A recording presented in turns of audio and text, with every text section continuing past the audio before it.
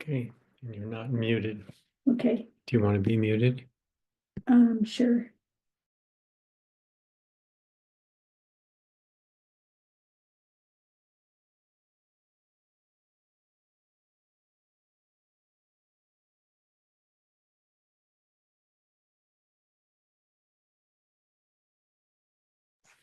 Is that as large as the screen gets, or?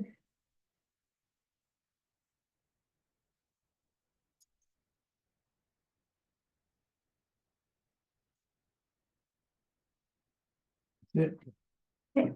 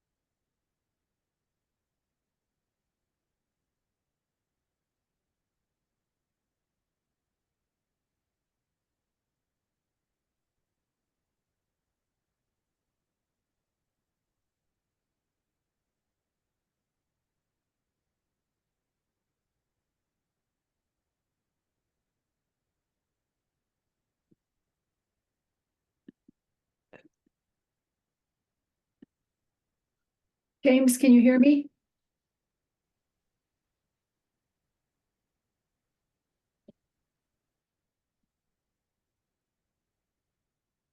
Yeah, I can hear you just fine. Can you hear me okay? Yes, you're fine. Just wanted to double check. Perfect. Hello, good afternoon, good evening. Hi, Hey, how you Carl. doing, Carl? Hi. Doing well, staying warm.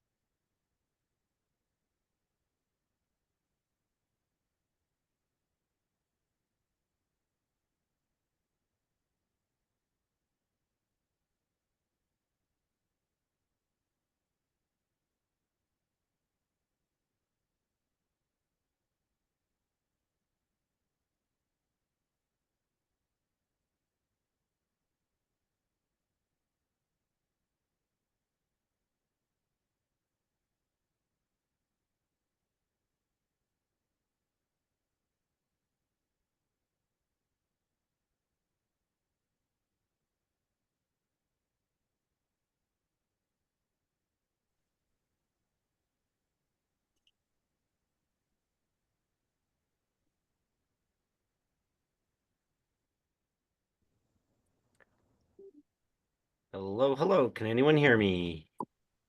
Yes, Yeah, I can. I don't think anybody can, Corey. Just I- kidding. Hi, everyone.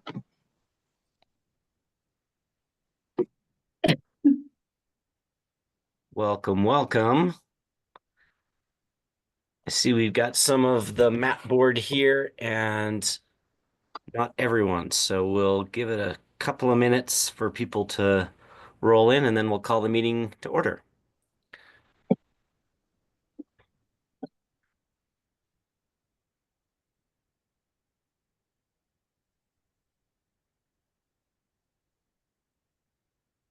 I see Pam has joined us. That's great to see. Pam, are you down in Mexico? yes, I am.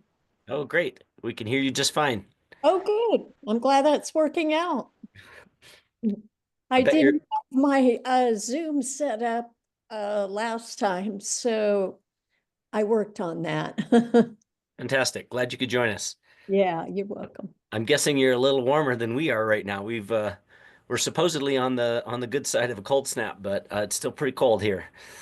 I've heard, yeah, we've been a little chilly. 66 was the high today, a little windy and cloudy, Oh, so. you poor thing.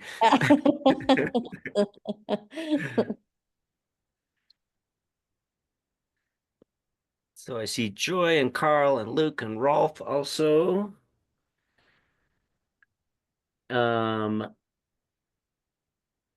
So we're missing Bill. It looks like he's in. He's in as an attendee. I did promote him to a panelist, so once he accepts that, it should bump him over, but it does look like he's there. Thank you, James. And do you know, is Juan going to join us today? Yeah, he's gonna be attending. He's also in as an attendee, so once he accepts the promotion to panelist, he'll be able to interact as well. Great.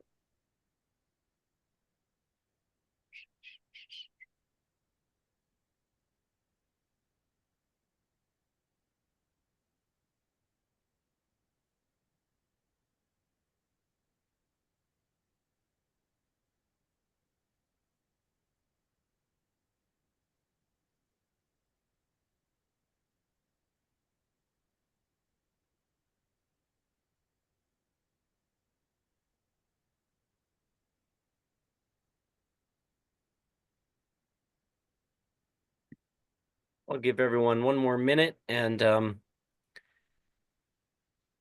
they don't accept, then we'll just get going.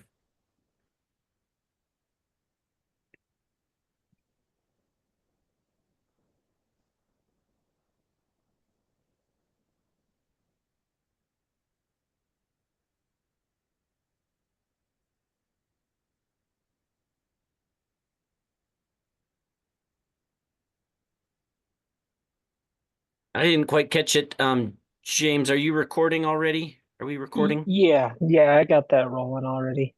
Great.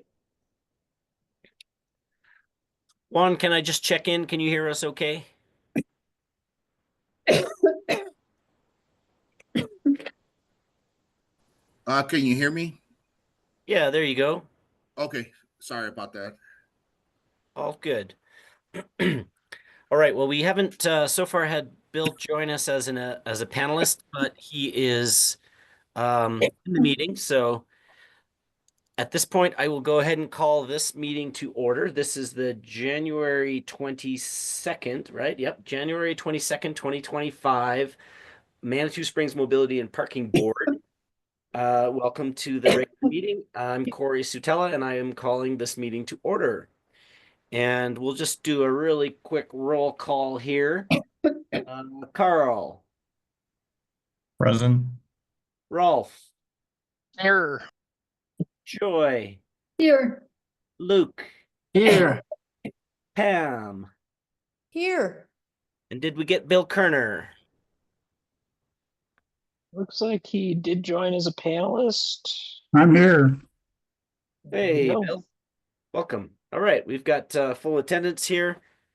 I don't see our council liaison, but I think we got James and Juan and Roy from staff, and we will go ahead with the meeting. I did want to just start with some remarks. First of all, to say thanks for being here, everyone. This is a volunteer position, and we're really glad that you're able to devote time to this, to helping make mobility and parking better in Manitou Springs. And as we're sort of kicking off a new year, I want to just kind of reiterate the idea that here on this board, one of the things we're trying to do is to provide good citizen feedback on issues related to mobility and parking, and all opinions and viewpoints are welcome. Certainly don't have to agree with me. The strength of a board like this is in having a diversity of opinions, and so really encourage everyone to contribute and participate. And if you disagree with a direction or a decision, please feel free to make that clear. And then, once we've made a decision, then we move on together and can agree to disagree if that's necessary. But want to reiterate that everyone here is really welcome to speak up and participate and share their viewpoints. The a second point of sort of context I wanted to add, just let people know that Carl and I had an opportunity to meet with Mayor Graham as well as our council liaison, Natalie Johnson.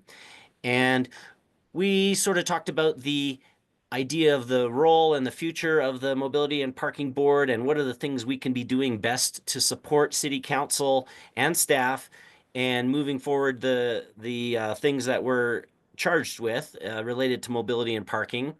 And what the mayor and Councilmember Johnson agreed to is we're going to try early in this first quarter is to have a combined session with council and the map board to try to really define our lanes and figure out what are the best ways that we can support council. We don't want to get in the way of some things that council want to do if they want to move swiftly on some mobility or parking issues. And we want to make sure that we're finding the best ways that we can support good decision making as it relates to mobility and parking. And a related item to that is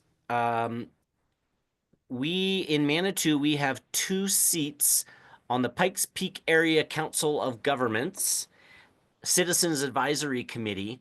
And the mayor asked if we might be able to have someone, well, the request was, we've got 2 seats on that board and one person is interested in moving on from that position. And the mayor asked if we had someone that might like to sit on that board. Now, what does the PPACG do?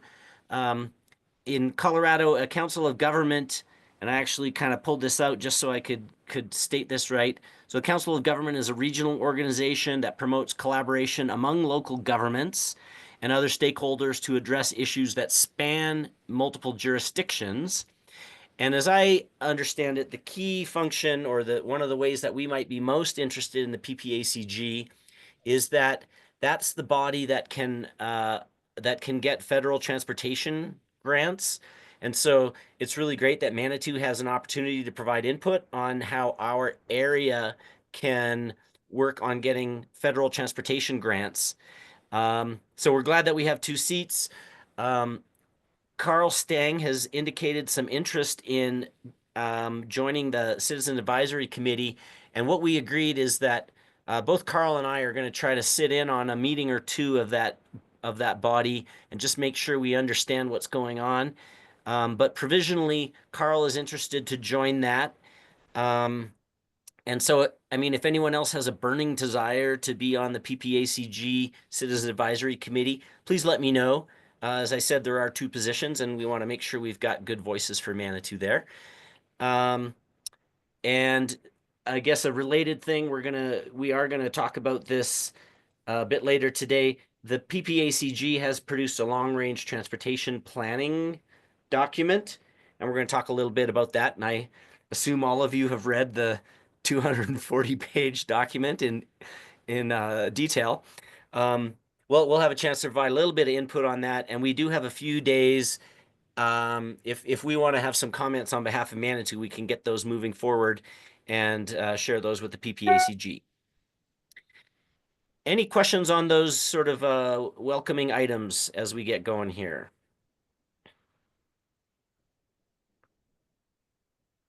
Okay, hearing none, I'm going to move on to our approval of the agenda. I think you've all received the agenda. And so I would welcome a motion to accept or to amend the agenda from anyone. Corey, I'll move that we approve the agenda as written. Thank you, Carl. Do I have a second? I'll second it. Thank you, Pam. Mhm. Is there any comment or suggestions or revisions to the agenda? If not, I will ask for a vote. Please indicate your approval of the agenda by raising your hand or saying aye. Aye. Chair votes aye. I think we're unanimous. Mr. Kerner, we can't quite see you, but I think you voted yes. Yes. Thank you. Next up, approval of the minutes. Our last meeting was October 2024. I know there was at least one revision to the minutes, and that was that Carl's name was spelt incorrectly. James, did that revision get corrected?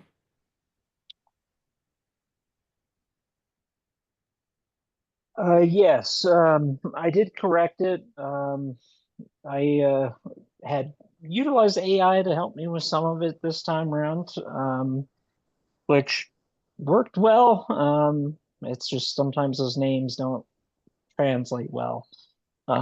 So I did get those corrected. I can provide the corrected minutes once this meeting is wrapped up. Great. Well, that's a minor correction. And so AI, if you're listening, Carl's name is spelt with a K. So hopefully we'll get that right on the next one. And forever in the future.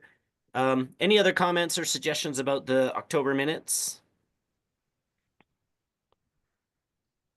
Okay, then could I please get a motion to accept the October minutes? I move that we accept the October minutes. Thank you, Rolf. And a second Second. from Carl. Is there any opposition to accepting the minutes?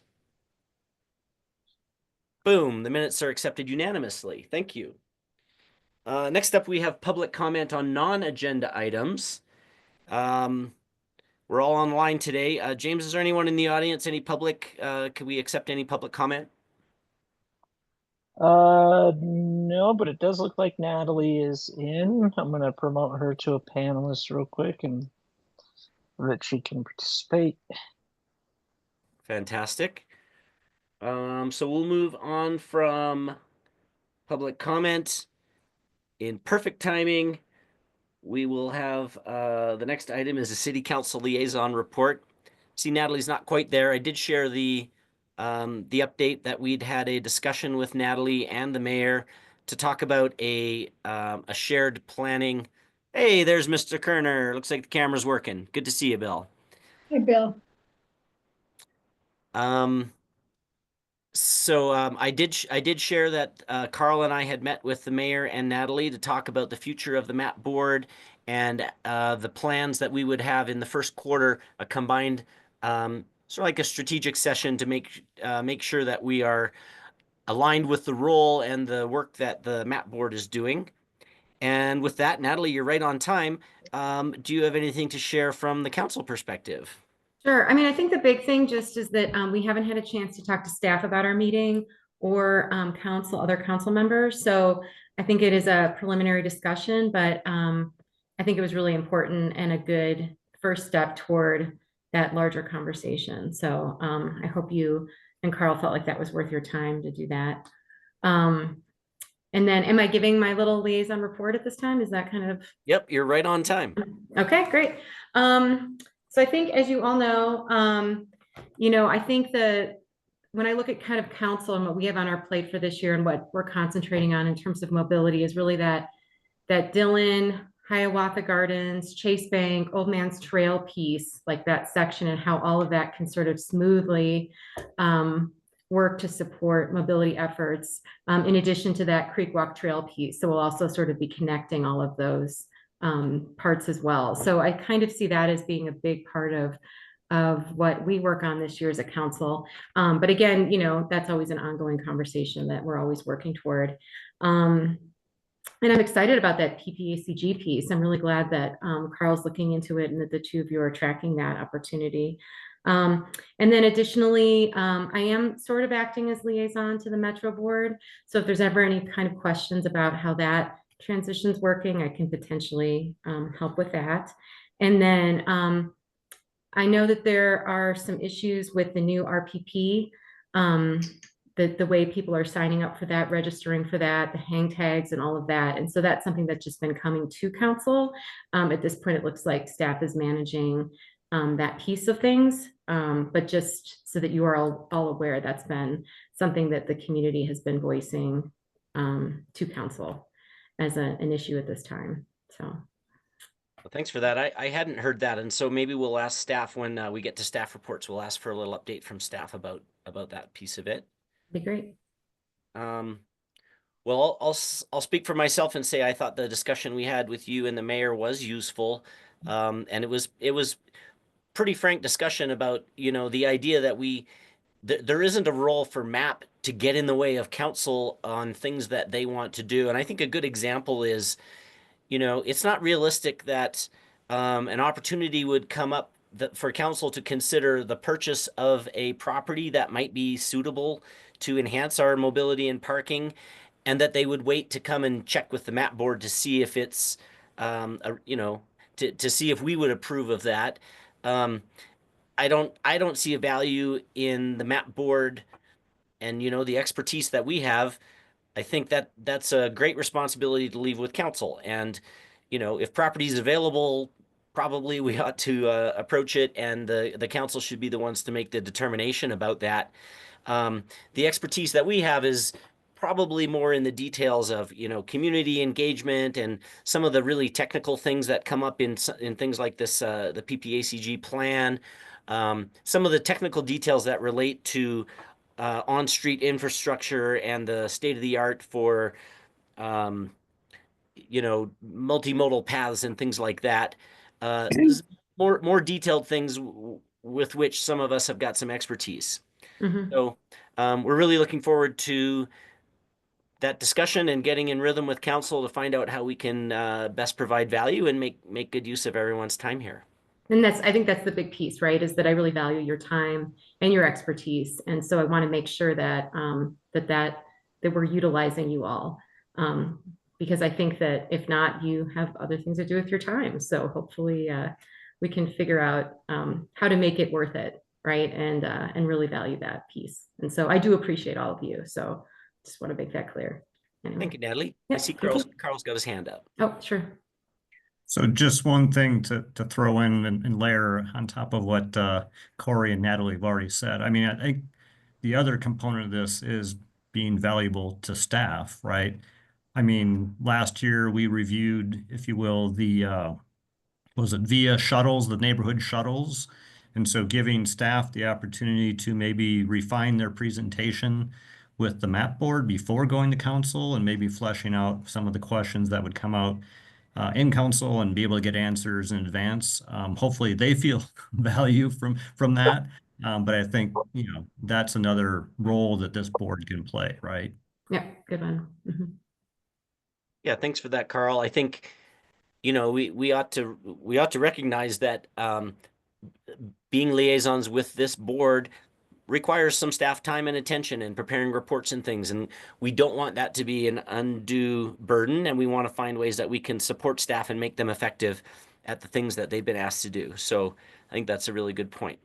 And I think we have to remember that we do not direct staff. We go through Juan or the council, and Juan goes to council, but we don't direct the staff to do different tasks. That is not our role. Just wanted to put that in there too. Yeah, Thank you. I think that's a good reminder. Thank you, Joy. Yep. Our role, strictly speaking, our role is to make recommendations to council. All right. Any other questions or all good? Okay. Oh, I'll be here anyway. So anyway, Great. Okay. Thank you, Natalie. All right. So we're going to move on to staff reports. I'll turn it over to James and Juan and ask if you can add to what's on here a little bit of an update on the RPP based on what Natalie had mentioned. Yeah. So I will go ahead and address the RPP and the permitting system first. So the complaints and issues that have been raised, we did have a fairly substantial technical issue with our website regarding Apple devices. So anybody that was trying to apply for a permit on Apple was not able to do so. And then just some complaints about the nature of digital permitting. So the change of not being able to see a physical pass on the vehicle and not being able to tell if a vehicle belongs on the street or not. And there are several residents that have been vocal about that aspect, and and that they believe that it's better for them to be able to see those folks. That way, if there are people that are parking on the street that shouldn't be there, that they would have the ability to report those issues. And then in addition to that, folks that don't have access to a computer or internet, we initially planned a workaround for that where they would be able to come into the office. We could set up all their permits. But the cumbersome aspect of that would have been the guest pass aspect. So if they ever had any visitors or anything, they would have to go through us to update that information. And we're not always available. We do have times where like outside our service hours, if they have guests arrive, they wouldn't be able to get that updated until our office is open and we can get that updated. And so those are some of the issues that were raised and that we are looking to address. And at this point, we are looking at a hybrid approach where we can still do permitting digitally, but we have the ability to offer physical permits as well. So that's kind of where we're at with it. We're still trying to see what's going to work best with the new system. So we're planning to meet on that tomorrow, and we'll determine the best way to address some of these concerns that were raised at City Council yesterday. So that's kind of where we're at with the permitting system and some of the issues that we're encountering to this point. Yeah, and Corey, just to add to what James stated, I know one of our goals that we presented to council last year was in February, just to update. See, we made it for February to update the RPP. There is a lot of there's a lot of things that we can revise on it. It hasn't been revised for a long time, and I think February is like a good time to maybe give it a first pass on it. As far as the new digital system, I know there's been a few people that have been very vocal about, they're having a hard time using it, but we have had a lot of a high volume of people that are very happy with the system. For them, it's very user friendly, but we do have issues with some that have different internet faces, like with Apple or Firefox. And but this was a soft startup, and anytime you run any kind of new technology, there is going to be some issues, and that's why we put an extension to February the 15th so that we can work out all the all the kinks in the system. But the one thing about this system is, it consumes a lot of time when enforcement goes on foot monitoring every hand tag car by car. Where digitally, now it's, these digital permits are linked to the license plate. And, instead of having somebody walk up there maybe once, we can, with the LPR system, we can run it. We could go up there 3 times, and do it right away. It's a very efficient system to monitor it, but we're going to keep improving it as time goes on. Yes, sir. Just to clarify, LPR is license plate recognition. Is that right? So that's yes, sir. System that you're trying to use.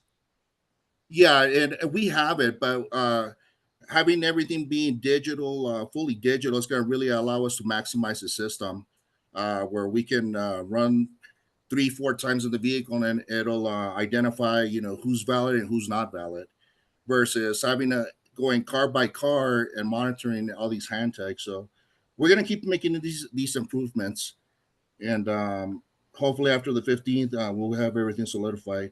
So Juan, can you clarify? So that's some license plate reader attached to a city vehicle that you're driving up there, and as it drives by, it's able to recognize license plates. And Yes, time sir. and- So we have a vehicle that has an LPR system, and that's a cameras on top of the vehicle, and that's what identifies or flags any vehicles that have valid or invalid permits.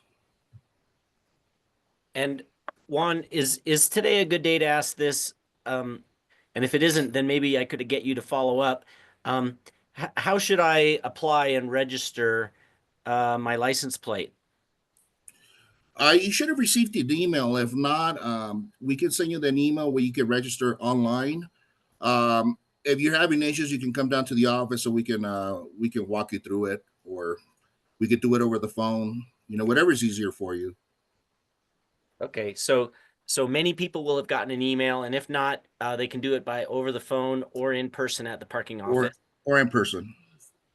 And we can help you set up the account, and does that also apply to the to registering your license plate for the for the limited amount of free parking downtown? That's going to be part of phase 2. As far as like the credits, I think that's what you're talking about. That's going to remain the same for now until we get all this solidified with digital permits. Okay, and so just to clarify, so if you're registering through the new site for your residential passes, we are enrolling you into the residential credit program. We're using the same system as last year for the residential credits, but we are looking at updating that system as well. And that's going to be provided by the same carrier. So Parking Base is what we're using for our permit management system now. They also offer a paid parking / parking validation aspect of this software as well.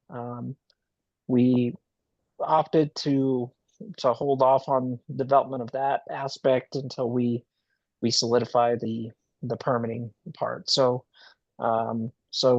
any permits that are registered online or in person, anything that we're setting up, we're also enrolling those folks into the residential credit program so that they're not having to also fill out that separate online application for it.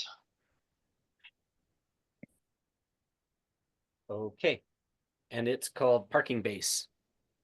Yes, that's correct. Okay. Any other questions from the board about that? Well, I just want to say I think it's really great, and thanks for sharing information. If you learn more tomorrow or as you roll out this system, if you don't mind sending that out to this board, at least when we get questions from our neighbors, then we'll be able to answer and direct them as appropriate. So thanks Yeah, and Corey, just wanted to mention one more thing. I understand people are struggling with this right now visually, but it's a much more efficient system, and we'll have them see through that as we go through the process. Okay, that sounds good. And I heard you mention February 15th as so you're not going to be enforcing RPPs really until February 15th. Is that what I understand?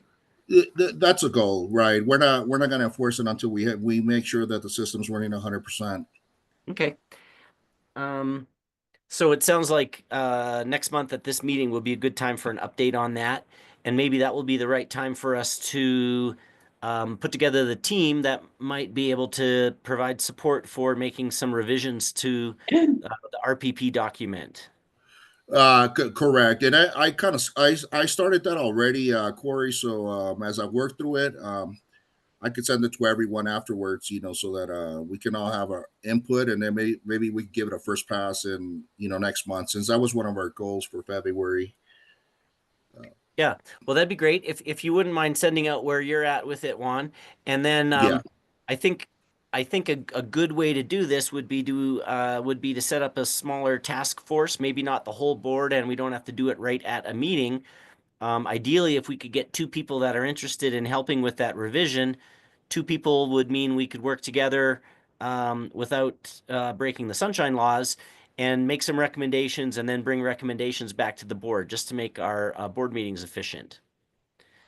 So No, no, everyone, please that think sounds about good. that for next month.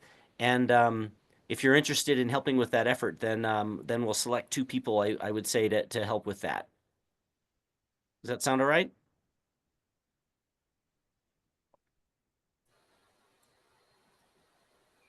Okay. Sounds good.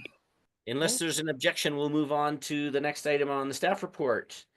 Pike ride. How we doing with pike ride through these? Yeah, so Pike Ride, we you know, usually every year November and December are pretty slow, but if we go, James, can you go to slide 2 of the Pike Ride report, the next one?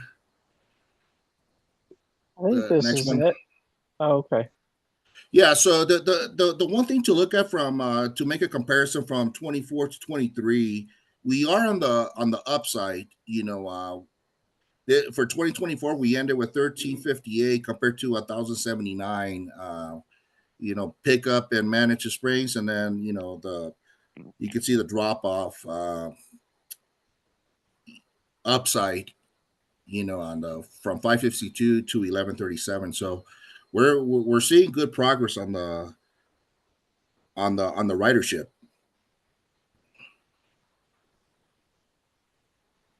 Yeah, those stats are starts and ends. So somehow, just looking at November, it looks like we had fewer starts and more ending trips in November this year. Right. And a lot of it's because of the weather too, Corey. sure. So, but Yeah. overall, I think we did really good in the 23 to 24 comparison. And Juan, can you remind me how many new stations did we open last year? Do you have that available? I believe it was 5, a total of 5. Right. So we've had some expansion, and that's good, and that's what we would expect from having additional stations. So Exactly. any other comments about or questions about Pike Ride? Or I'll just throw in, I think that's awesome. If I'm reading that right, it's approximately a 30% increase in the number of starts and approximately 100% increase in the number of ending rides in Manitou year over year with just those 5 new stations. And the other adjustments that have been made. So I think, you know, kudos to the staff for helping make that happen. You know, we're on, like Juan said, we're on a great trajectory there.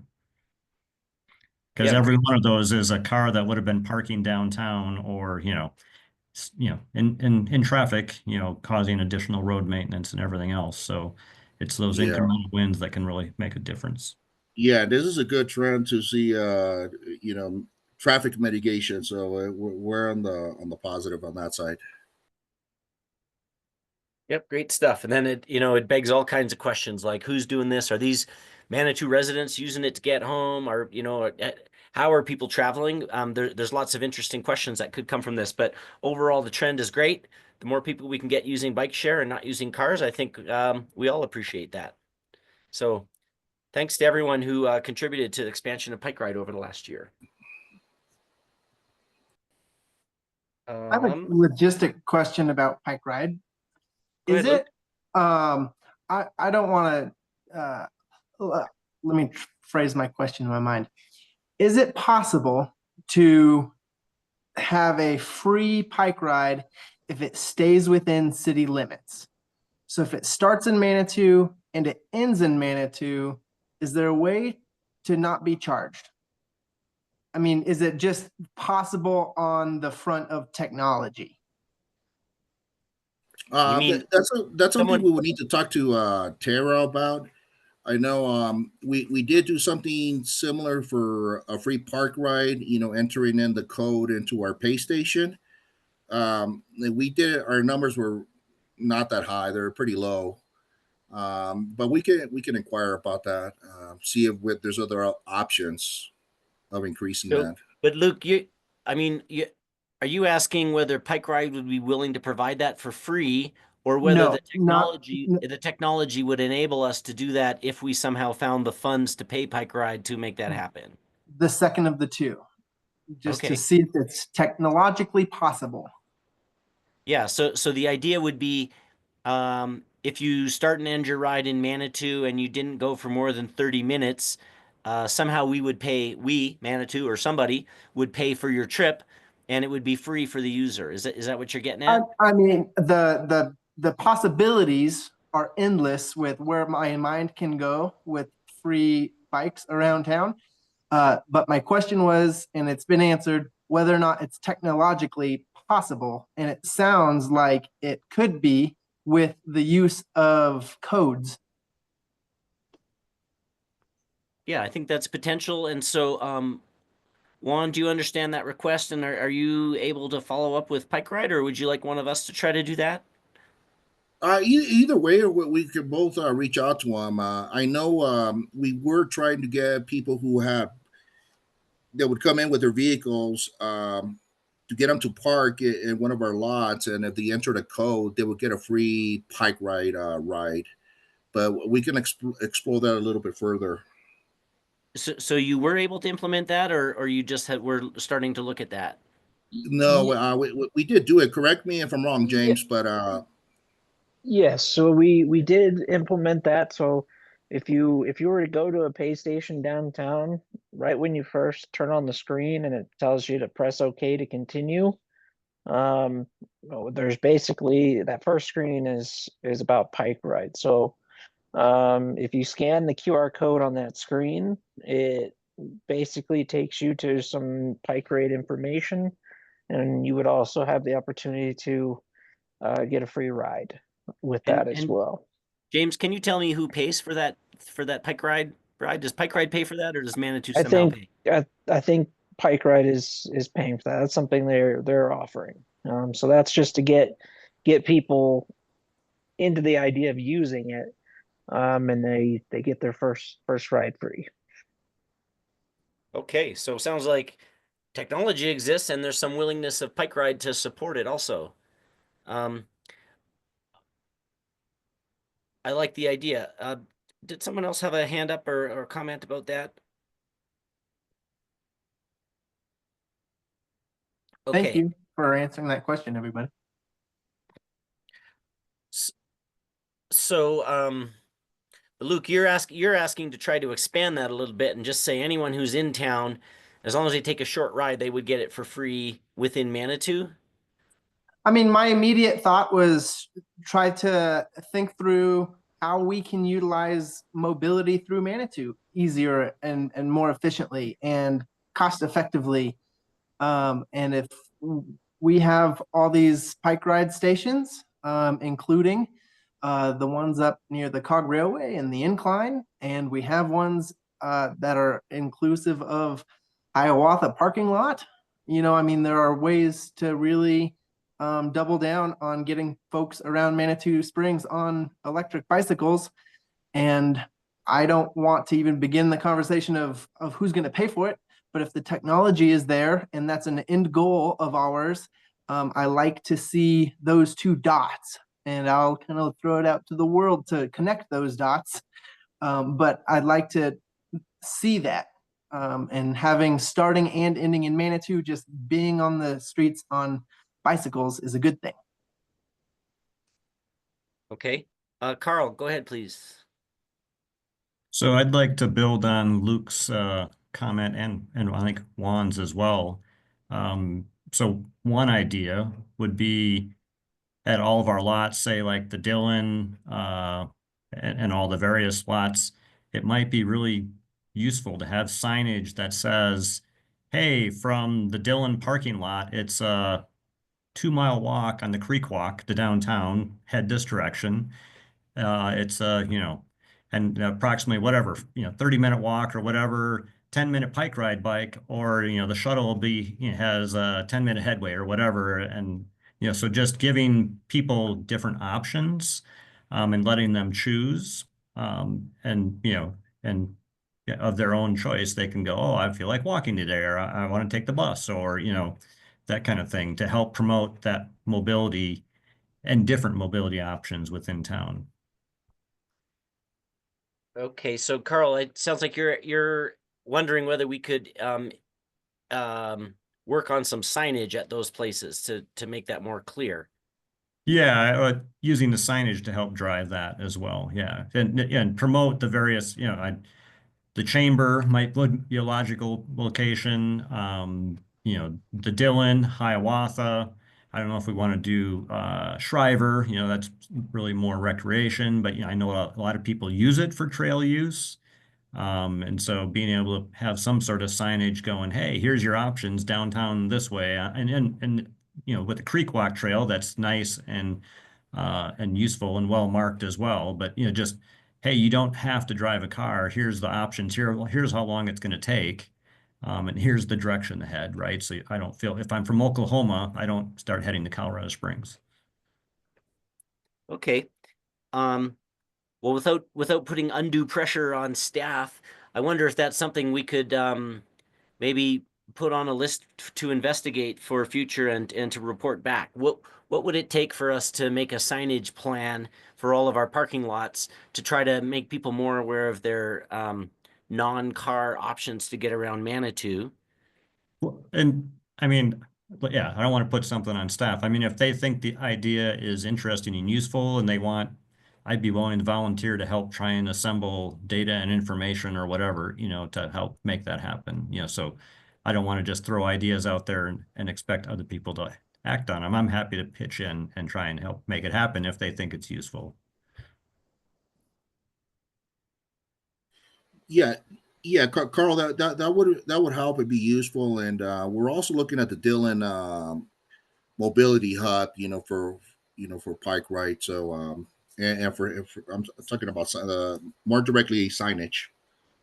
Well, and with the Dillon, I think obviously that would be a whole lot easier if they do the pedestrian bridge, if you will, across the creek, versus before that's done, not everybody's going to want to walk along, through the US 24 interchange or ride their bike or whatever. So, but yeah, I mean, I can put something together and shoot you a note, Juan, if that's useful.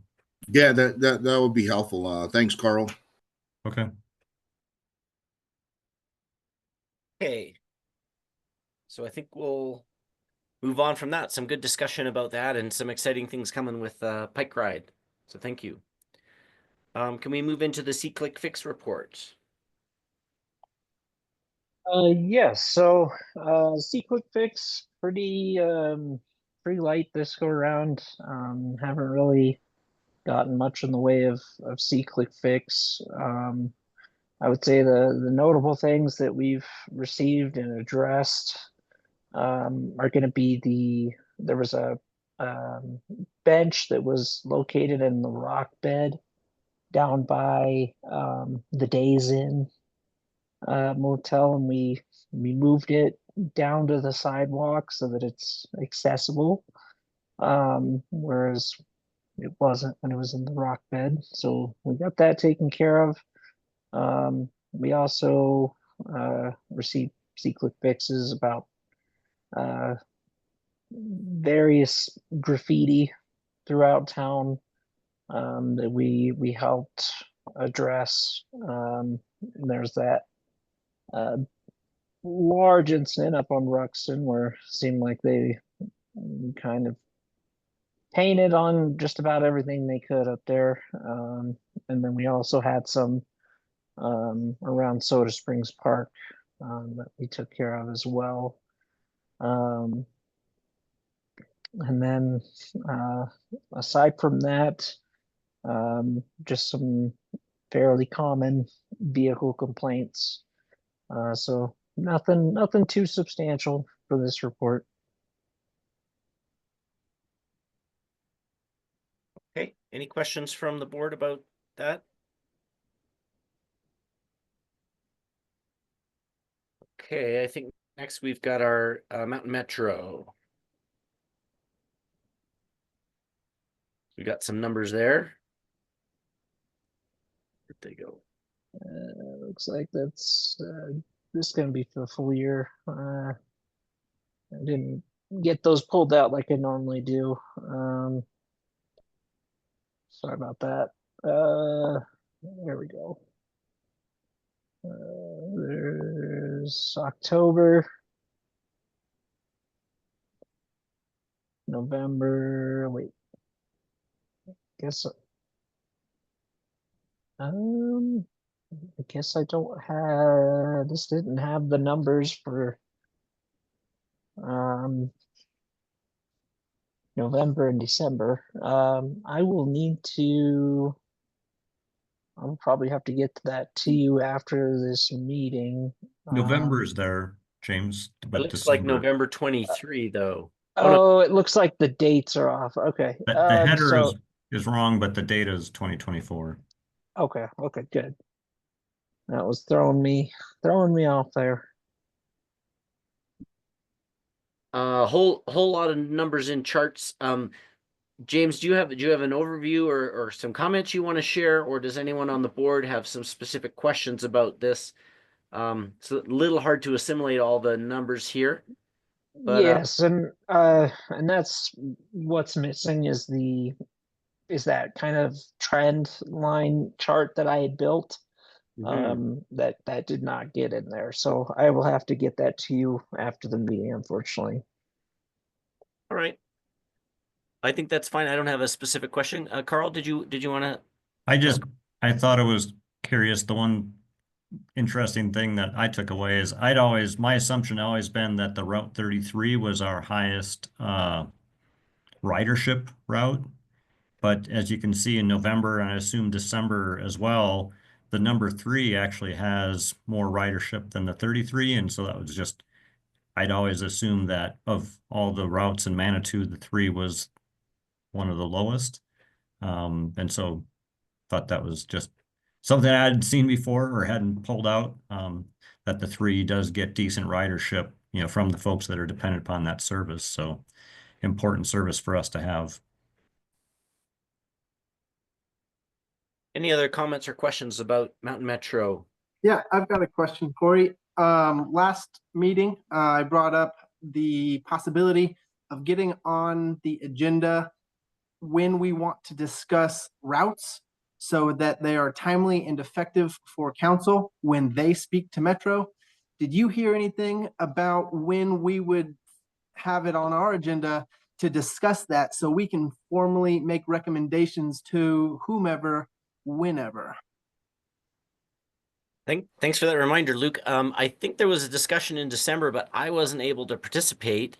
And so could I ask staff or maybe Natalie I think the basic question is, when would be the right time for the map board to be looking at the routes and make some recommendations and to engage in that discussion? Natalie?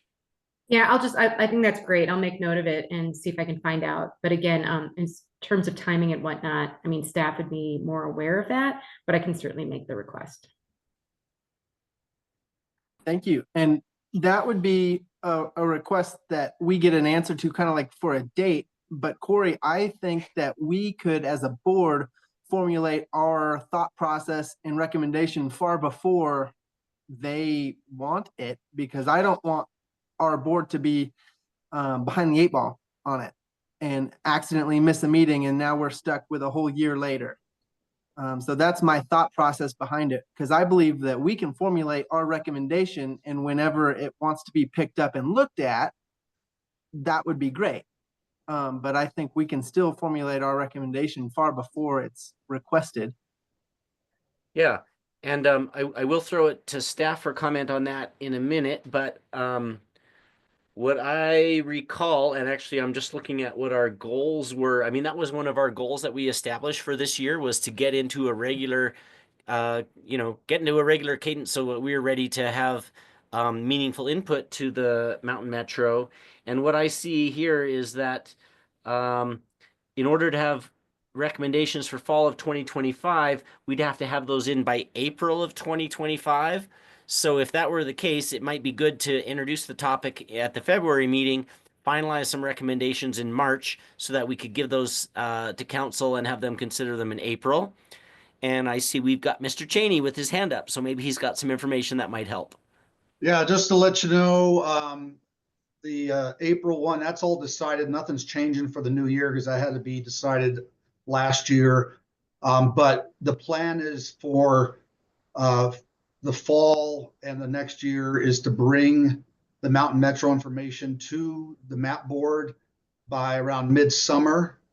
And then from there, we'll take it to council in early fall and then be ready to submit to Mountain Metro by the deadline in December. So this year we have a plan. We already told Mountain Metro when that's going to happen, and they're on board to do a presentation to the map board and then to council, and then council will make that decision on any changes based on what maps board recommendations as well, and staff, and then and we'll be ready for next year. Okay, so if I understand what you're saying, Roy, is it's already too late to have recommendations for fall of 2025, but we will have a discussion in the summer of this year. Those recommendations will go forward in December so that they could be implemented in the top of 2026. Yeah, the key, there could be, I doubt we'll have many changes in the fall. We generally don't. Plus, it depends on where we're at with the parking lots and everything. So that could change. But basically, we're looking at 26 is probably the biggest change. And so that's going to be important that we get with everybody this summer and then fall and get ready for 2026. So if there's any proposed changes possible this fall, but again, remember 36 normally is stopped in the winter months. The other buses run as normal. So this kind of year is kind of set up because we don't know yet we're going to be with these lots. So if something changes with that, I'll be sure to get the Metro to still come to the map board as well if there have to be some changes, so we can get it to council before we make some decisions. Okay, so I'm revising then what I understood. So there is a potential for us to have input, but you're not anticipating that many changes would happen in the fall of 2025, but there is still time. And we could look at that and see if we have thoughts or recommendations. And is there a deadline for that then? Is it in April? Yeah, there's an April deadline for us. So, I mean, if you want, we can check with Mountain Metro. I'll have Juan next meeting with them, check to see if there's anything that we're gonna present or need to present for the fall. But just keep in mind, we don't typically make a lot of changes in fall. So it's pretty standard unless we have money for 36. And so that's the challenge with 36, because that gets pulled off for the fall months, winter months. So okay, well, I think what I'd like to do is I'll make the request now. If we could add an item to our February agenda for the map board, and that would be to get some basic information or have an initial discussion. And you know, I'm hearing what you're saying, that it's not likely we'll make big changes in the fall, but if we could introduce it in February and finalize our discussion in March, again, recognizing that, you know, we might make recommendations and they don't impact the fall of 2025. I would be grateful if we could do that. And one reason is because we said we would, and that was a goal that we had set for ourselves, and we talked about it. We wanted to try to get into that rhythm of, you know, how can we be at the right time to start making recommendations? And I think if we start getting into the practice of evaluating and making recommendations, we're going to learn a lot, and we're going to see what makes sense. And, you know, if we talk about it in February, finalize recommendations in March, maybe we make a change or don't, but that will set us up well to have more meaningful input as we get into the summer and for next year. okay, we'll contact Mountain Metro, talk to them about that, and have some information for you all for that next meeting. Okay, so Luke, thanks for bringing that up. Does that address your comment? Yep. Great. Okay, so any other comments or questions or anything about Mountain Metro? Hearing none, we will move on now to, we've got some improvement updates. Black Canyon Open Space. Over to you, Juan. Yeah, Corey, I don't have much on Black Canyon open space. I've been out these last couple of weeks, so when I get back, I'll dig in some more information to see if there's any updates on that. Juan, haven't been. Juan, can I jump in on that a little bit then? Because I've been Sure. involved a little bit with the Black Canyon Open Space. Sure. So that that Black Canyon Open Space Master Plan is moving ahead. I think there's been a draft that's either been released or about to be released. And there definitely was a consideration about access across, right by the underpass, the Highway 24 overpass underpass, about how pedestrians would get there. And there was some interest in this from this board in, is that being considered and what would be appropriate? And I think even to the point of, would we want to recommend some new infrastructure in order to help people get across to that space safely? And so I think James has brought it up there. Yeah, so I was asked to share this aspect of it. The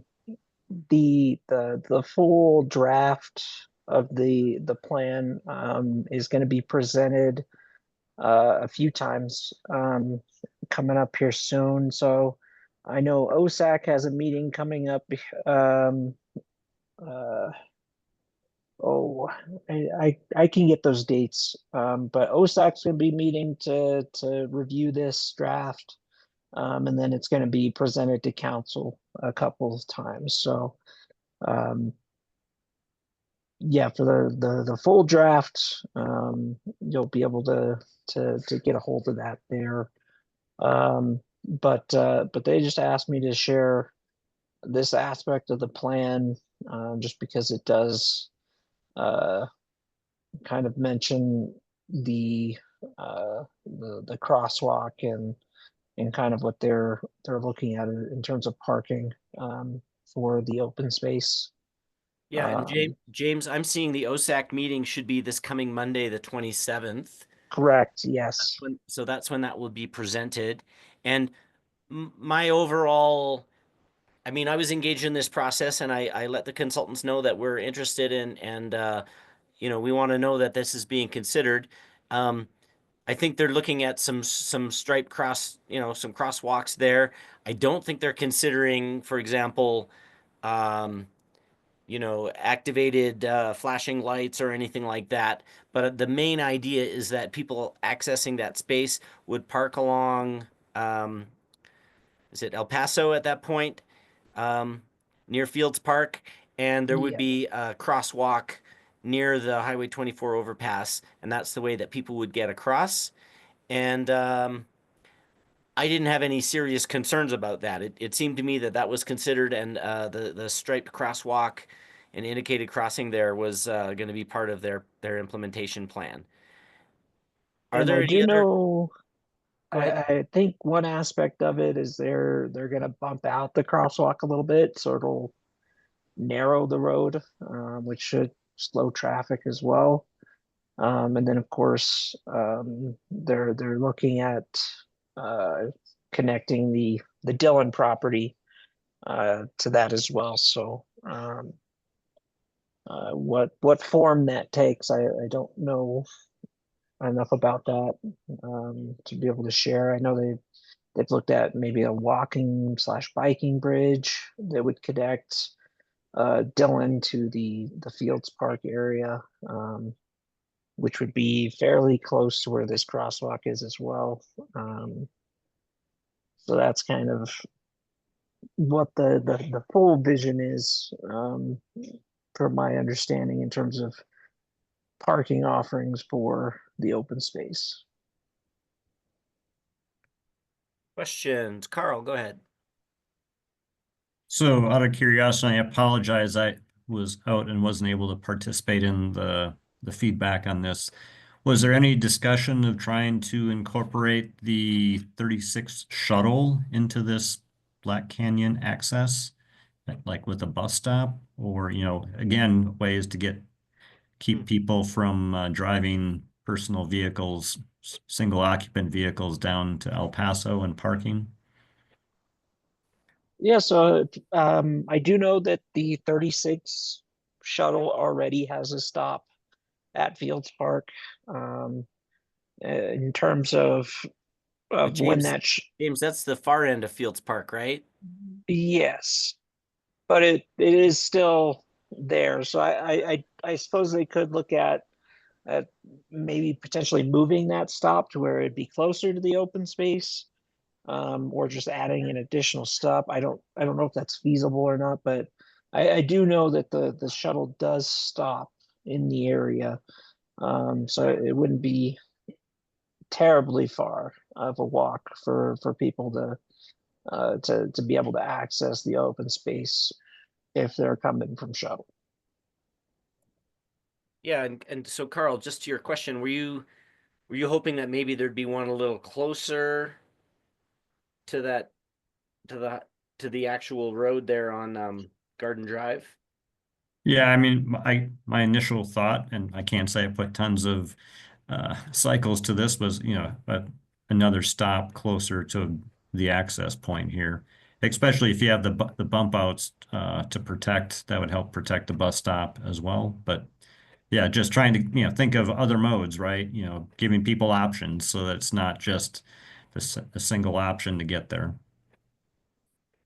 Yeah, so I mean it's a little less than a quarter mile probably, right? From where the bus actually stops to where people would be starting to go up into that space.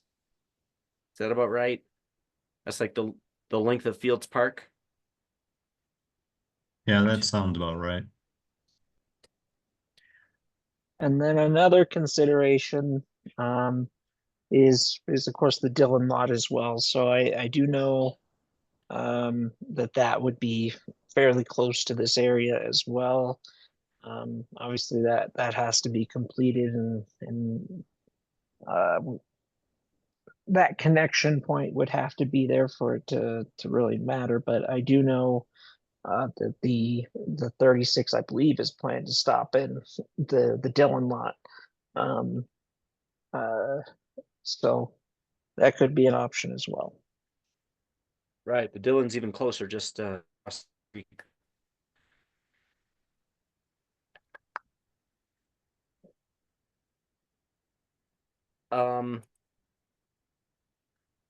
Well, you know, I think what we ought to do is we ought to review the plan once it's out, and if we've got some suggestions related to transit or anything, we could make those known. Now's a good time. My feeling is I think that bus stop is already close enough, but I could be convinced, you know. Maybe we should move it, or maybe, you know, maybe there's a better way to look at that. Be happy for any discussion about that. But I think that the primary thing that I want to make clear is that safe access or safe ped access across the road there at least has been considered, and that's part of that Black Canyon plan.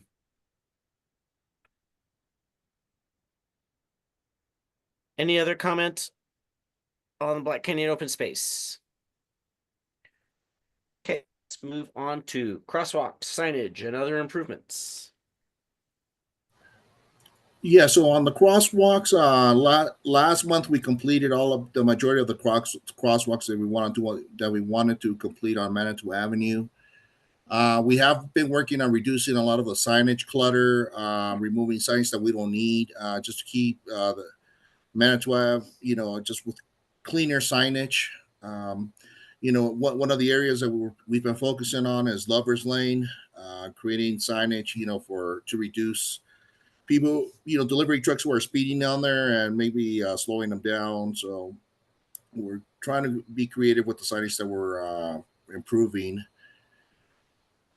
As far as the mobility hub, we're still on target, you know, with we're getting close to preparing an RFP to go out, and it's still on target for June 1st. It's not going to be a paved lot. We're going to begin with a dirt lot, just to see. That's going to be part of our phase 1, and then phase 2 would be like the restrooms and the parking office right after. As far as the Dillon shuttle plan, short term and long term, we are going to revisit the shuttle plan. I know because of for financial reasons. we, with everything with the Dillon, we wanted to hold until the following year in 2026 to look at the shuttles. The one thing with in regards to Mountain Metro, we are looking at possibly moving one of the stop signs, or not the stop signs, but like the pickup signs for Mountain Metro by the Days Inn, so it's closer. They don't want to do it right in front of the Dillon because of for traffic reasons and for safety. So we're looking at that area to see if it's ADA compliant, so that we could put our stop there. But that's the plan that we have right now for the shuttles, and it's going to be a lot easier to revisit options when we're looking at Safeway, when we're looking at residents, and even like adding stops. If it's something very simple, like we're looking at these crosswalks for Black Canyon, but we'll be able to look at this a lot closer and for the following year.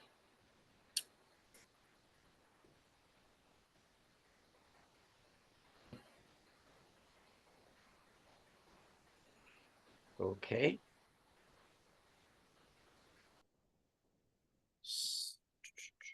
So that that covers all the improvement updates, is that right? Correct. Any questions or comments from the board?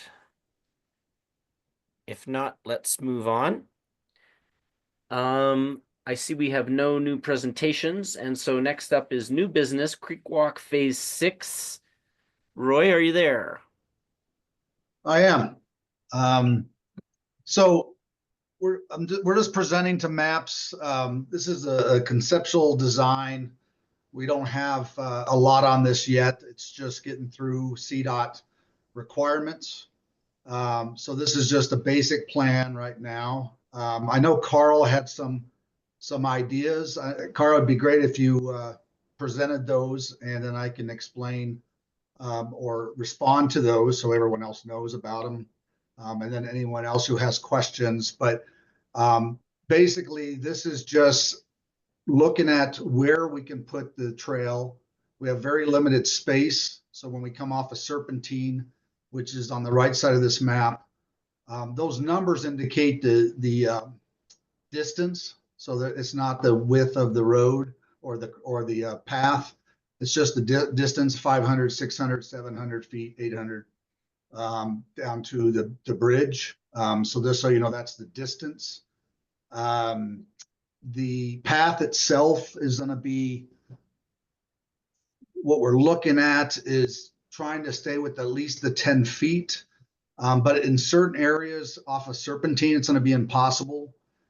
We don't have, whether the creek's in the way, private property, that at this point is going to make that very difficult. And we do have a strict timeline on this with CDOT to get it underway. So our goal is to try to at least keep as much space as we can off of Serpentine. It could be 6 feet in some areas, and then 10 feet wherever we can along the path to the crosswalk to get to the other side of the road, so that we don't have to try to navigate a ped bridge, which is going to be very, very difficult if we stay on that other side. But we determined we can get across the bridge, make space with some street narrowing there, so some street diets along the way of this whole road, and then be able to, on that creek side there, on the other side going to Rainbow Falls, and I think that may be the east side of the road, be able to continue the path to Rainbow Falls. So again, this is just a conceptual design. What I would like to hear from MAPS, any thoughts on this as we move forward. I will add one thing from Parab. About halfway through this trail, they want to put a ped bridge across the creek for eventually, I think, Corey, you mentioned like a switchback up possibly to Higginbottom Flats, or somebody did. Maybe it was you, Corey, maybe somebody else. But So that's something that can be done anytime, but they're definitely could allow access to the other side of the creek for a temporary reason to put a ped bridge there or a mobility bridge, and then eventually maybe be able to do a path up to Higginbottom. So anyway, that's the basic design at this point, conceptual. A lot of things still have to be worked out, but I would love to hear any comments, suggestions, ideas that as we move forward on this, we can try to put some of that possibly in the design. So Carl, I don't know if you want to go first, up to you, Corey, on how you want to manage any questions. I do have some questions, and actually these drawings are a little bit hard for me to get my orientation on, if I'm honest. But I will open it up to the board if people have got immediate thoughts about comments or questions. I see Luke's got his hand up.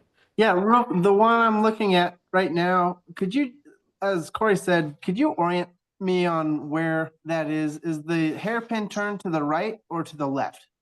To the left. To the left. So you can't see it in here. So sure. So am I? Oh, okay. So it kind of right there in the middle and towards the top of the screen. Is that where the cave is?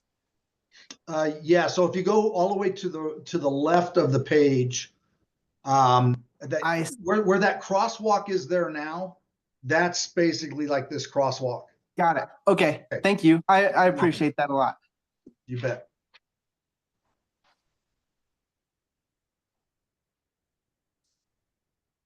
Other comments about this?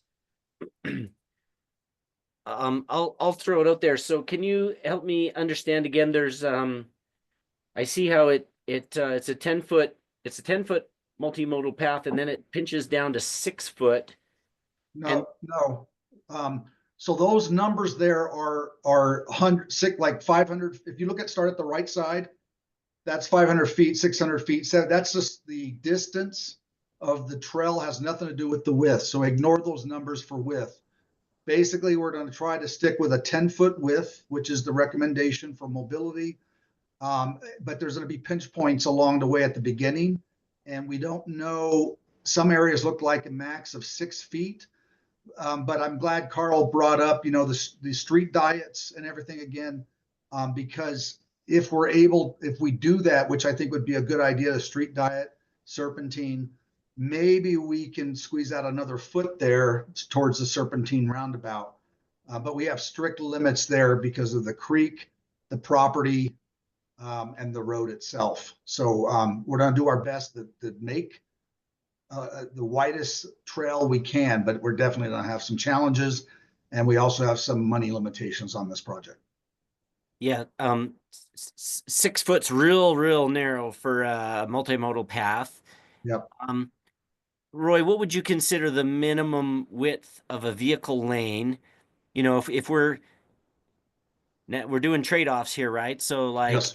How narrow would you be willing to go on a vehicle lane to make space for safe multimodal pathway there? Well, I know street diets. We've done 9-foot lanes. There are some cities that have done in neighborhoods, that 8 foot with a little over 8.5 feet, very tight. This is a little busier road, maybe with access. So I would consider somewhere in the 9 to 10, or that wouldn't be my recommendation with my talks with Colorado Springs traffic engineer to see what they feel about safety in that narrowness. There are some talks about street diets that, of course, you can go too far and actually cause possibly other hazards with vehicles. So we have to make sure, based on the traffic in this area and what's reasonable for a street diet. But currently I'm thinking, maybe we look at about the 9-foot range, 9 to 10, which is still pretty good. But I don't know what it gives us right now in space, because I know that's what we're trying to achieve in that area to the right here by Serpentine, the roundabout. Okay, and Luke, I see your hand up. I just wanted to follow up on that a bit here first. So thanks for that, Roy. I think, just as my gut reaction is, if we're shooting for that 9-foot range, I mean, that's still plenty of space for a car to get through, and having a narrow vehicle travel lane like that would probably achieve some goals of getting traffic to slow down in that area. And you know, I'd love a chance to talk some more about whether that's going to cause car crashes. And what I'd really love to see is I'd love to see some traffic calming that would allow for you know, the maximum safe multimodal path. You know, I drive through there most days, so you know, I don't want my car to get impeded, but we definitely do not need, you know, 10, 11, 12-foot vehicle lanes in that area. That's just me as a, you know, as a person not recommending that for the board. So if you don't mind, Roy, could you keep us posted about that? And the other thing I think would be helpful is if we could get an overall map that shows the length of it with the proposed widths of what we're looking at and give us the orientation relative to where Serpentine is. Yeah, again, this is a conceptual design. We're not even to that point yet. So once we get further along and the clearances, CDOT will continue to move forward on this. We'll work with JR Engineering and we'll start getting the details. But I will just say for the record that I definitely agree with the street diets.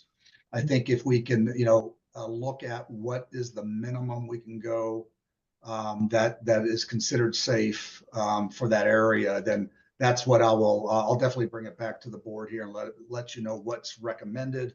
But I'm totally on board with what you said about if we can narrow it as much as we can and keep it safe, and that'll be the question for the traffic engineer based on their thoughts. And then, but that's what I will present to them.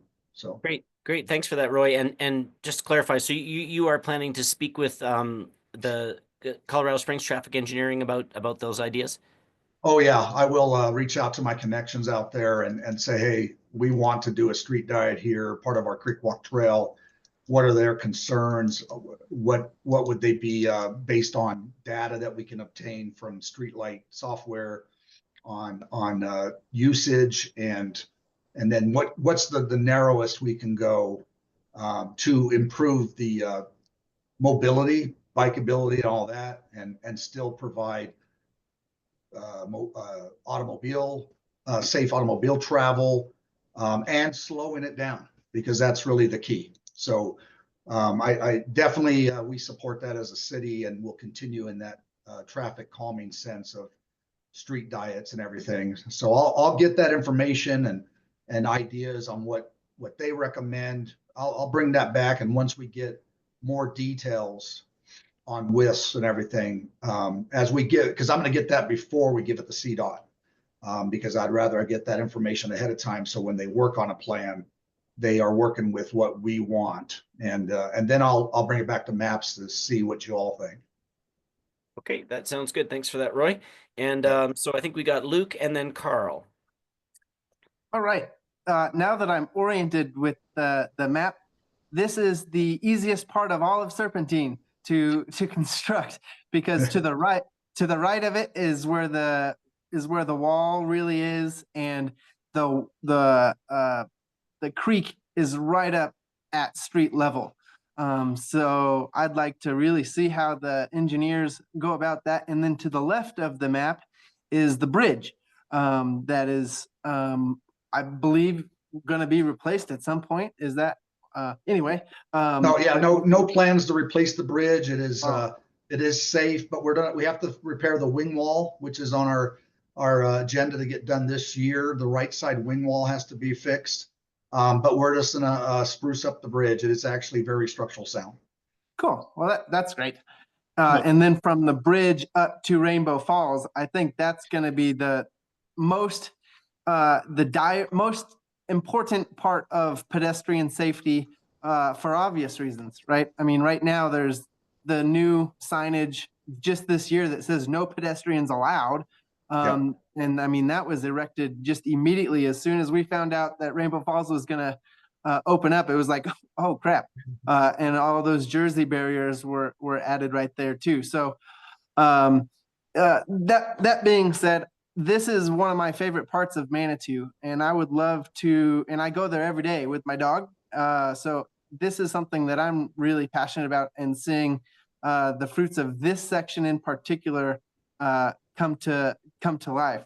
A thought that I had is I was recently in Crested Butte, and I know you've been in Crested Butte, and a traffic calming measure that they have implemented is when you drive down Main Street, you feel out of place when you're driving a vehicle down Main Street because they purposefully have lanes that are not even the width of cars.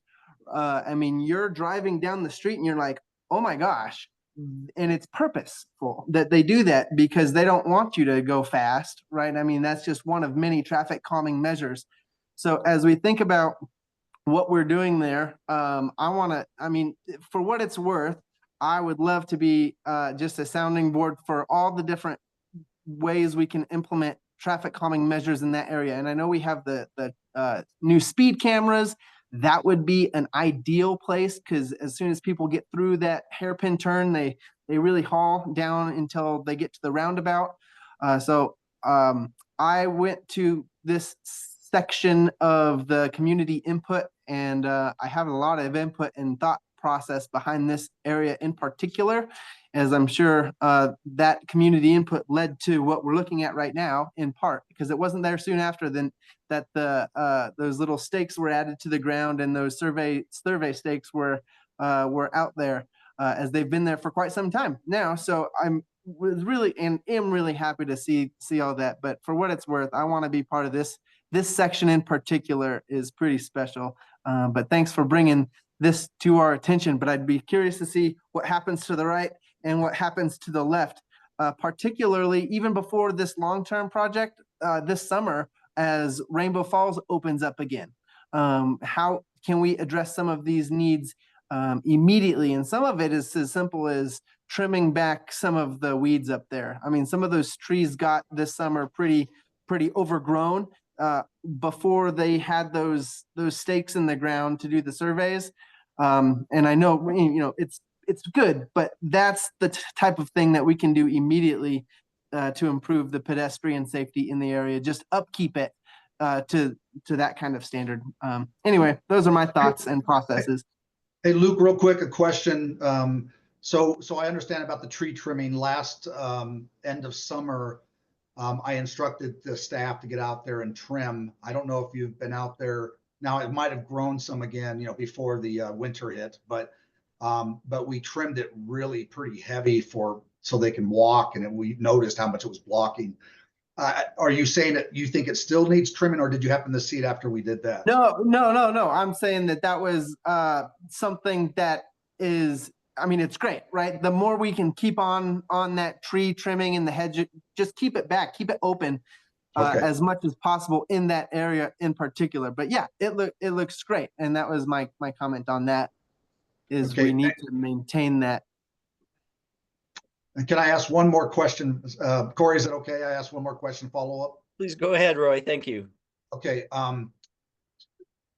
So you mentioned by summer or sometime in summer that we address maybe from the bridge to Rainbow Falls. Can you be more specific what you're looking at for now? Because this project itself probably won't even commence until towards the end of the summer if we're lucky. So are you hoping that we somehow provide access for pedestrians across the bridge this summer? And the reason we're not is because of the bridge itself and no street diet. And so we're blocking it because of it's unsafe right now. As you know, you mentioned it. And until we make that left side walkable, because that's our goal, that left side's the only side that really would work. The right side's really worse from the perspective of trying to make it walkable without some kind of bridge. The left side is something we can do. Yeah, go ahead, Corey. You're talking looking uphill, so you can walk. The left side's the safe side. Yes, the left side where the creek is comes back again under the. So that part is we determine with the engineer is going to be an easier way for us to get a path access to Rainbow Falls. But my question to you, Luke, is: are you hoping we get something done before that, or that we allow access, because that's going to be difficult? So I just want to confirm that. So my thought on that deal, as soon as I saw those signs, the signs are a CYA. Yes. And in reality, they don't improve any kind of safety. They're just CYA for the fact that there's going to be a lot of people, and it is what it is. So long-term or short-term, I don't know that there's a solution. I just personally, when there's an attraction and right down the road and up the road, right, there's common sense parking, whether I control it or not, right? Yes. There's parking. I hate to see signs that say no pedestrians. That's just a thing that I don't like, all right? I want my entire city to be walkable, but I understand the necessity for it. The sooner we can be able to reduce, like take those signs down, the better, especially because everybody knows that that's a walking path, right? I mean, if I want to park downtown Manitou or at home or anywhere else and walk to Rainbow Falls, I want to legally be able to do that. And that emphasis on legally, right? On so many aspects. But even when it is open and available, to say no pedestrian access right at the gate of it is just kind of a little bit is frustrating. So whatever we can do in that small section, and I'll end it in my thought process with this. Out of all of Serpentine, I believe that the safest part of that road is the hairpin turn. And the reason is people are going slow right there. They're not going any faster than 5 miles per hour right there. And that's where I'll leave it. So thanks for that Okay. comment. Yeah, and I'll just make one more thing, and I know there's other people have questions. So just so that the board knows, keep in mind the hairpin turn and of course Rainbow Falls is run by El Paso County, and they are not allowing walk-ups. So that whole design and block or trying to get people not to walk there was because they're trying to prevent it too, and they're requiring folks to park up on Higgaboggan Flats and you ride the shuttle. So that's why we did it, so we can open it and it cover, it's CYA for them too, I suppose. Well, for just again, for a record thing, they're not required it is not required that people ride the shuttle. It's of course optimal, right? And they're not advertising that you can get there for free and walking up. Of course not, but it is not required that you pay the $20 shuttle. And I don't want you to accidentally go on record saying that either, because it's not. Okay, our communications with them is they're not allowing walk-ups. That's why we did the setup the way we did it. So if they're not promoting that, that's a discussion. Maybe I have to have a chat with them if they're telling us something different. So that's something I'll have a conversation with El Paso County. Okay. Thanks for letting me know, Luke. Sure. Thanks if you can give us an update on that, Roy. That seems like an important point. So we'll look for a clarification on that. Okay, You bet. Carl. So maybe just to state the obvious, because it's been kind of touched on in the discussion here, but in the packet, there's actually 3 pages to this. And as you progress, progress from east, from like the Serpentine roundabout, effectively more progressively west to the hairpin. And so there are 3 actual pages, and I had comments on pages 2 and 3. My comments, and I sent this out to staff in advance. So the first comment I had was regarding the crosswalk, and just trying to put in my 2 cents that I would like that crosswalk to be the multi-use trail width and not kind of a normal street sidewalk. Because the existing is probably, and it's been a while since I've been up there, but I would assume like standard street crosswalk is what, 3 feet? And if you're going from a 10-foot trail to a 3 feet crosswalk, that's, hey, we want to really highlight that pedestrians are crossing there. So bigger is better, right? And it's paint, so it shouldn't be super expensive, and match the width of the trail for the crosswalk was just a request, if at all possible. No, Carl, that makes a lot of sense. Thanks for bringing that up, because it was thrown on there quickly in this whole setup. But yeah, I totally agree. It has to match the path we're putting people on. So that makes a lot of sense. I'll put that down, and that's an easy fix. Awesome, thank you. And then the second comment was on page 3. And so I was initially mostly focused on the bridge section on the left. But also and sitting here listening to discussion, I think it applies even to the trail. My concern in the bottom, so the top section is a existing bridge typical section with, it's showing the existing is 10.8 foot lanes with 4.94 foot effectively shoulder on each side. And so now we're going to reduce the shoulder on the north side.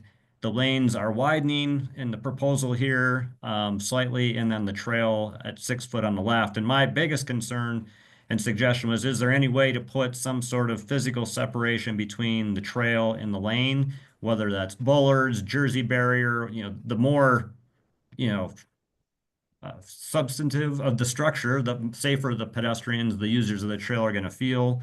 And then as well, mention of, hey, if we need more space, it's showing a 6 foot trail. Then I was like, hey, what about a road diet? Could we make these lanes smaller and, use that space for a trail that's wider and so it feels safer for users. And leveraging that as well, and I didn't put this in my notes, but like in the upper right, when people come down Serpentine and they go around that hairpin, again, having some sort of physical separation between the trail and the roadway, because if someone is driving faster than they should be, faster than the 5 miles an hour that Luke would take it at, they're going to go wide, and they might naturally kind of move out into that trail space, and that would be bad for users. So again, having visual indications, physical limitations, anything to help improve the user experience, I think would be hugely beneficial. Yep, I agree with everything you said, Carl. So we'll look at that 11 foot. Again, that would be part of our street diet suggestion anyway. So it could be 10. Maybe the 2 feet could be added to make that 8 or something. So that's something I'm just talking out loud, but what you're saying, we'll see how much we can expand the path there across the bridge for pedestrians. And then we need room for a physical barrier, which I agree with as well. And at the hairpin turn, some kind of physical barrier. Hopefully we can do something that looks nice as well, that fits the area versus, Jersey barriers are not necessarily the best looking things, and bollards and all them are not really that safe as protection for pedestrians.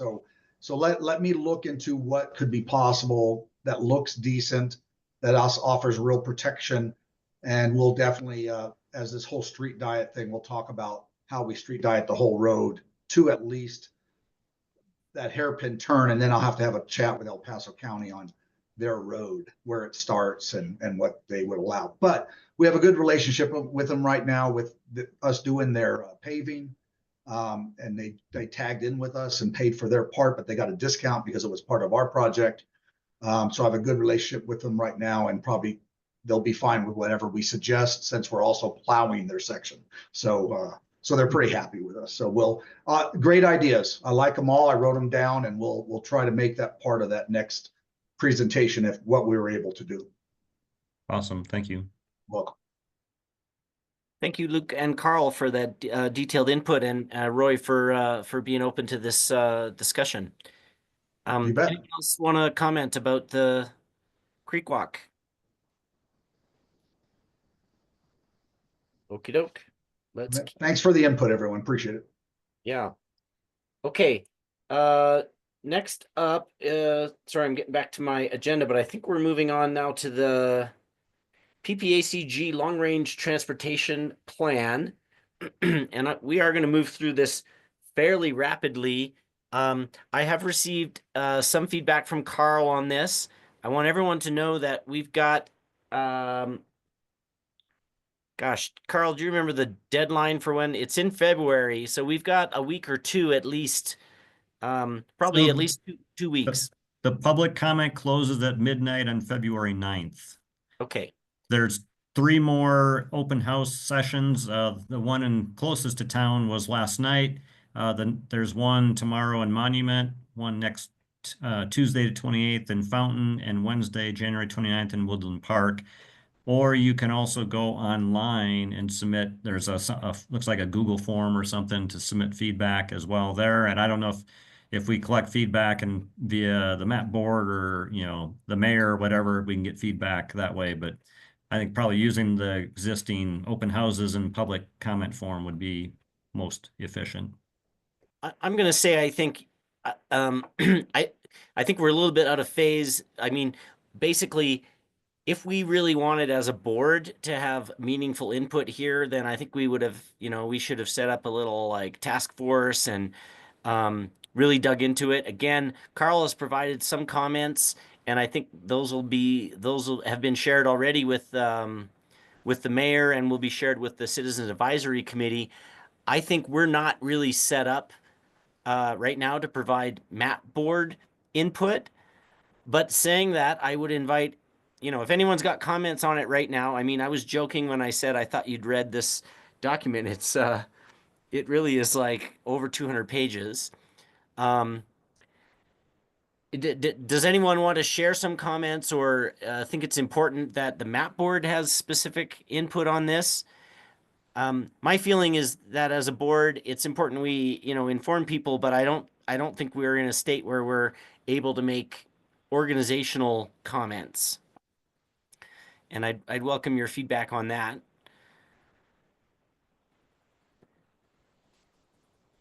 So, one thing I will say is, I see they've got Ken Juray listed as our mayor. So that's a few years out of date. And there's a few other questionable things here. Carl,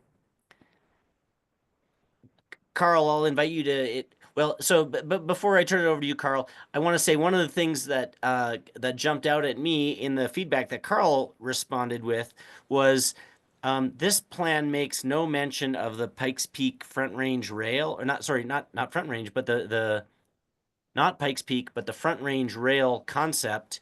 And the idea that we might be able to have public transportation that would go up and down the Front Range seems like it's sorely missing.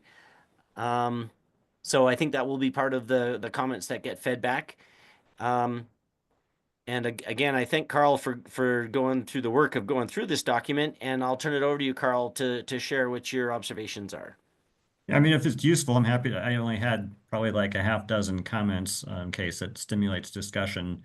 And I can go through it pretty quick. I mean, again, for me, the major thing, like Corey said, that stood out is that there was no mention of the Front Range Passenger Rail project, which for a long-term transportation plan seems, we can't just keep building roads forever in the I-70 corridor or wherever, or along the Front Range. And so having some sort of planning for that would be important. The performance measurements, and when you get in there, and I forget what section is, but they were kind of at odds with each other because it's just some very curious things, and I'm sure there's a long history to it. Like Corey said, we should get involved sooner. But tourism, one of the measurements was defined as the percent congestion on roadways is a tourism measurement, which I thought was kind of bizarre. So you're successful with tourism when your roads are crowded. No, when they're not crowded. Oh, when they're not crowded. Not crowded, yeah. And then there was measurements in there on connectivity for roads. And so, it was like, oh, hey, if we're going to measure connectivity of roads, why not measure connectivity of the transit system and ped and bike infrastructure as well. In the transit section, they were very focused on maintenance of the buses themselves, but not on like headway reduction or transit rider miles increase kind of thing. And then they have project lists in there, and there's actually they have kind of the next project list and then like way future lists, and they have billions of dollars of wish lists of projects. But in the first kind of set of projects, there was no real mobility projects. There was like park and rides was the closest thing to a mobility project. And so just from hey, if 1% of people are, or whatever, whatever the percent, 1% of folks are riding bikes, some percent are riding bus, others are walking. Shouldn't we have a similar percentage of projects to support and enhance that activity? And there were goals to measure increases in that, but without new projects, do we expect any real meaningful headway before 2050? And then, there was also discussion where they were still focusing on level of service and not on safety. That was the mixed messaging. And then the final comment I had was there was a section or paragraphs talking about, automated personal vehicles and how that's going to, potentially solve problems. And, and we all know that, automated personal vehicles will still result in people traveling more miles in cars, which isn't going to solve the problem when you have space constraints and pollution and all the other stuff that is a result of that. So that was my quick list of comments. Well, that's great. And thank you again, Carl, for digging into this. And I'll reiterate the request to anyone who's interested. If you want to dig through this and you want to provide comments, you can send them to me. You could also send them to the mayor. We do have 2 representatives from Manitou that are able to speak up for our community. So if you're having trouble sleeping and you need a long document to go through to help get help you get there, it would be valuable to have your input. So would welcome anybody to do that. And I'm proposing that we don't spend more time on it today in this meeting because it's just too much.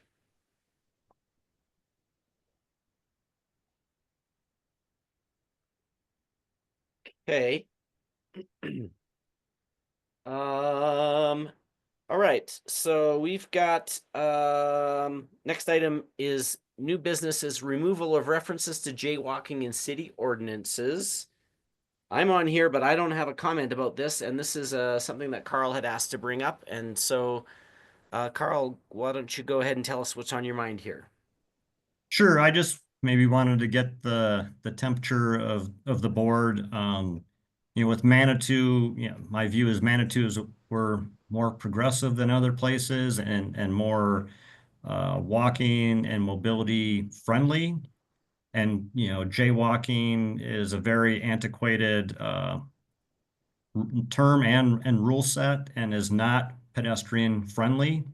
And there's a lot of other communities that have been taking the steps to remove that from the references. I'm not claiming there's a huge issue with jaywalking and Manitou and tickets being written or anything like that, but it's just kind of kind of like when you go to vote and they want, hey, go clean up the Constitution and remove, some old reference. So, you can't park your horse at the water trough or whatever, it doesn't apply anymore. And so is that something relevant, and is there interest in the board to try and make a potential recommendation in the future?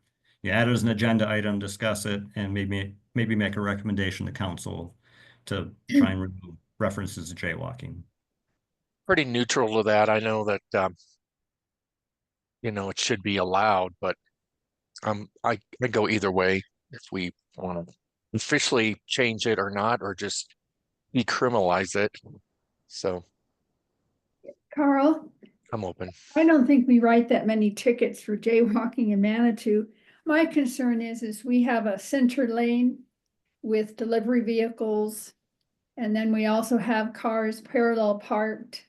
And to have people jaywalking into places where we don't have much protection for safety, or people popping out of the road between the cars to do a different rather than go on the crosswalks. If people are neutral and don't really have issue with any of it, I think at this point in time, it would be unsafe for pedestrians and for kids. And it's not really, to me, something that needs to be really addressed yet. Thank you. Thank you, Joy. Are there some other thoughts or comments about it? I mean, so my understanding is we're not writing a lot of tickets for it, but it is something that's illegal. And I guess I'm wondering, how does it manifest itself? So if someone runs out between 2 cars and is jaywalking it and gets hit by a car, does it change the responsibility? Does it, like if we got rid of that law, would it put more onus on car drivers to not hit people that are darting out between the parked cars, not at crosswalks. That's a good point with the importance of crosswalks is, does it undermine their function at all? I mean, just in essence, does the entire street then turn into a crosswalk? What's the difference between a crosswalk and a regular part of the road? Well, Asking, state asking law. as a devil's advocate, I don't necessarily need an answer, but just a thought. Yeah, Joy, did you have a thought about that? I think there's state law that, you have to stop for pedestrians in the crosswalks, and they're as safe as we can make them at this point in time. I just, at this juncture, I just don't see, I worry about the safety and people then just coming out among the parked cars. And I think in some communities where they don't have the parking congestion and a center lane, and you have all these guests or tourists coming into our town, and they're looking at all the stores, or looking at the mountains, or looking here and there, and it just seems like it could make it pretty unsafe.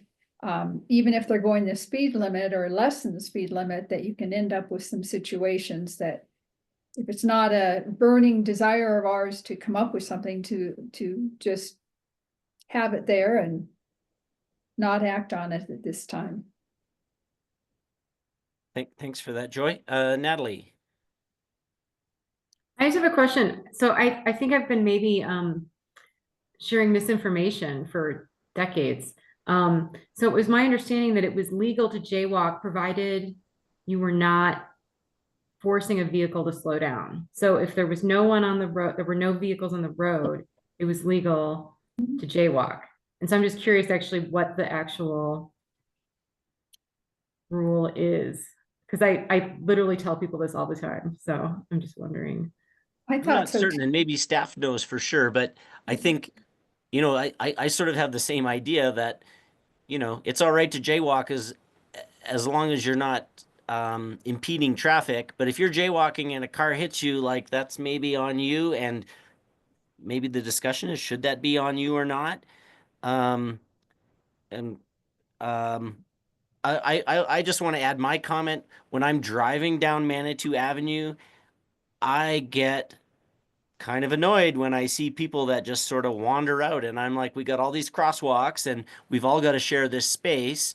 And I don't like congestion and traffic slowing down. So, I don't love the idea that we would just say, hey, everybody, you can just wander wherever you want in the streets. I mean, I love open streets events. I love for coffin races when there's no cars and everyone can be in the streets, but I think that's a different situation. And when we're trying to drive through town, and if we empowered people to just like wander out anywhere, I don't know, as when I'm driving my car, that bugs me. And I guess I'll leave it there. Carl, you wanted to respond. So I can't say that I looked this up before the meeting, so I could be wrong, but my understanding is that if the way jaywalking is typically written in most municipalities is that it's illegal to cross the street unless there's a crosswalk, and it doesn't matter if there's traffic or not. And so it's like Rolf said, this is a decriminalization thing. And just because there's a jaywalking ordinance or not, you're still going to have tourists opening their car door and stepping out into traffic, right? And it doesn't change who has the right of way, and also it doesn't change the fact that as a driver, you're responsible. You're driving a much larger vehicle that has greater consequences, and you should take care not to injure others, even if they make a mistake, right, and do something wrong. A mistake is not a death sentence, right? And so it's really trying to simplify our ordinances and trying to decriminalize something that's natural, which is crossing the street. And I don't think it's going to have this huge monumental change on people's behavior. It's just trying to clean up our code ordinances.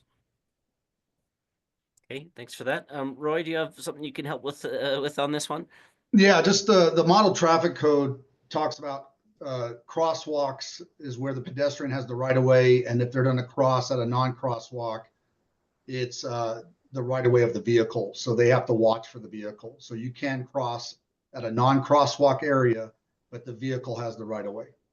So you wouldn't get a ticket for jaywalking, but if you were jaywalking and you got hit by a car, it would be your fault. That's correct. And does that align with what you were saying, Natalie? Yeah, it does. That actually is pretty much exactly what I tell people. I don't allude to them like getting hit by a car, but I just say, you Yeah. know, again, just you can't impede traffic, but you can cross. And so, Carl, I think what you're suggesting would say that if you're jaywalking and you got hit by a car, it would be on the car and not on the person if we made that change. Is that right? I'd have to go back and read. So I need to do more homework on this, it seems. You know, Okay. if you're not crossing in a crosswalk, I get that the car has the right of way. I just don't want it to be, hey, I'm not crossing at a crosswalk. There's no cars, and for whatever reason, someone gets a wild hair and can write you a ticket. Yeah. Well, from a practical sense, I'd be willing to wager that there has not been a ticket written for that in Manitou in the last X number of years. And actually, just as a side note, I do know that the traffic law in Japan is the smallest whatever has the right of way. So pedestrians have the right of way anywhere, and the bigger the vehicle is, the more care they have to take. I don't think that's a standard in our country. And then you get to what are the state and county and city laws and things like that. So what I'm hearing is there's not necessarily a specific request. And Carl, you might be interested in doing some more research on this. Where I'm at right now is I'm not. I would feel that it could further aggravate congestion in Manitou if we started telling people that jaywalkers can wander out anywhere and they can stop traffic and they don't need to be looking for cars. I guess is sort of where when I'm driving my car, I think I would be frustrated by that.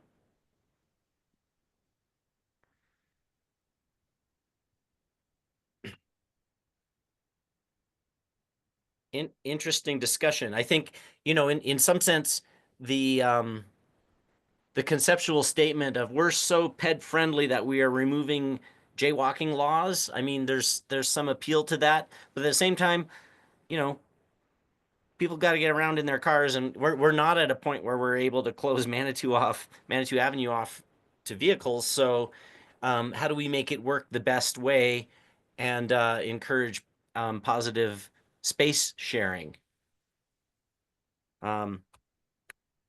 So as of right now, I'm not ready to support a change to the ordinance, but I'd welcome anyone who wants to, you know, to discuss this further. Bill, were you going to make a comment? Go ahead, Yeah. please. I just feel that we ought to just leave that law in place, and jaywalking is really not permitted. And sure, we don't give tickets for it, but you know, it's a bad precedent to just allow people to scramble system the whole Manitou Avenue area. And I think it gives tourists the wrong impression, especially at the roundabout. You got a danger situation right there. That's my 2 cents worth. Okay. All right. Any other comments on that one? So let's move on to the last agenda item we've got here, which is just a review of our accomplishments in 2025 goals. I think we can go through this fairly quickly because we talked about this at a couple of meetings. So, you know, we've got our vision statement there. If we scroll through, you know, we did report on our goals and accomplishments, and I think we've reviewed these. I think what I'm most interested in is to talk a little bit about, you know, we've reviewed the goals from last year and accomplishments. So if unless anyone has an objection, I'd like to move to our plans for 2025 and just review the goals. So there we go. One more, James. Okay, so our goal is that we'd like to get a scope for a micromobility master plan, and create an RFP and start to move forward with a contractor on that. Do we have any staff update on that plan? On this goal is something that we'd set out that we did want to engage with the contractor and we want to have an RFP finalized by September.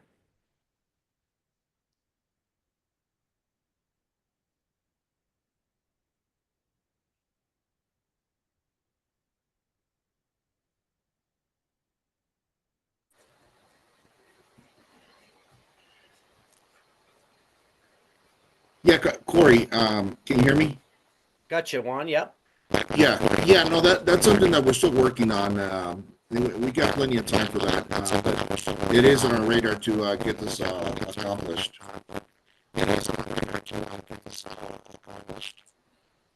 Okay. Thanks, Juan. And just FYI, I don't know if it was for everyone, but that was real scratchy audio there. I don't know if there's something funny with the audio. Did anyone else have poor audio there? Yes, I did. Okay, Actually, so I think the idea is we're still moving in that direction, and so we'll just say to staff like you know, that's a goal of ours, and we're ready to form some task force and forces and get ready to support you with that. So we'd like to move forward with that, and I think we're glad to hear that we're gonna plan to engage with a contractor on that.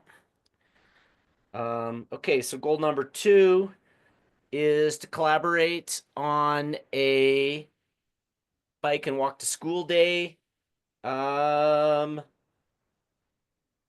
this is like a community event, and so it looks like we would like to get a task force in place by next month. And so I would invite anyone who's interested to help work on a community event to support Bike and Walk to Work Day. The target is that we would do the event in June, so we'd like to have some meetings next month.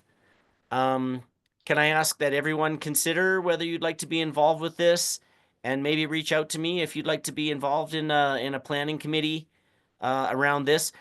I would say I don't think a planning committee around this effort is a violation of sunshine laws. Certainly, we wouldn't be trying to recommend policy or anything, but to plan this event, I think it would be all right to have more than 2 people from this committee working on that. So I think there's space for as many people that want to be involved in this to be involved. And so if you've got some interest in that, would you please reach out to me, and we'll try to get some planning going for that. I know the Pac-Man group is interested in working on this also, so there will be some efforts going on in that. And we'd love to have involvement from the MAP board. Anything official on the city side, obviously recommendations would be brought back to the board for discussion and approval before we did anything concrete. Corey, I think you need to check to see, even if it's planning, if you have 3 or more people meeting from the board, it is a meeting. And so you'd have to limit the numbers, but you just can't say just because it's planning, we can get together and talk about it. I think you have to maybe check whether that's possible. Okay. Okay. Yep. Good cautionary note there. Thank you, Joy. So I'll dig into that too. And I would say for now, if anyone's interested, please reach out to me and we will determine exactly how we're going to move forward with that. But we'd like to get moving on something in the next month. Goal number 3, the Mountain Metro thing. And so we talked about that, and we are going to have that on our agenda next month. So whether or not we're able to make changes in the fall of 2025, we will be starting to talk about transit. So prepare for that for next month. The next thing is RPP. I think we're going to have that on our agenda for the end of February as well. And we're going to learn more about how the new traffic system, the new digital system is working. So I think that's still in play there. And those are the goals that we had presented to council. So any comments from anyone about the review of those goals? I think it's January and we're still on track for 2025. So well done, everyone. Welcome any comments.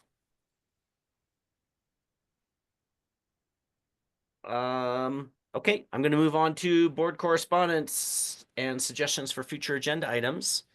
Please raise your hand and I'll call on you if you've got something you'd like to bring up. Luke. For those of you who saw the council meeting, not last night, but the work session beforehand, there was a big discussion about what's happening with the Metro Parking District and the restrooms there, and big thing. And you know, as a parking board member, it was like one of those things I just feel super out of the loop on. Not that we have to always be in on the loop, but you know, I don't know. I don't know if the board wanted to talk about that at all. Natalie, you were there, right? And you very rightfully tried to put a snub on that conversation without the city attorney there. But anyway, that would be something I would like to discuss. Maybe we can hear from Rolf with where the Metro was, what they're thinking, what their ideas are, just so we have their side of things.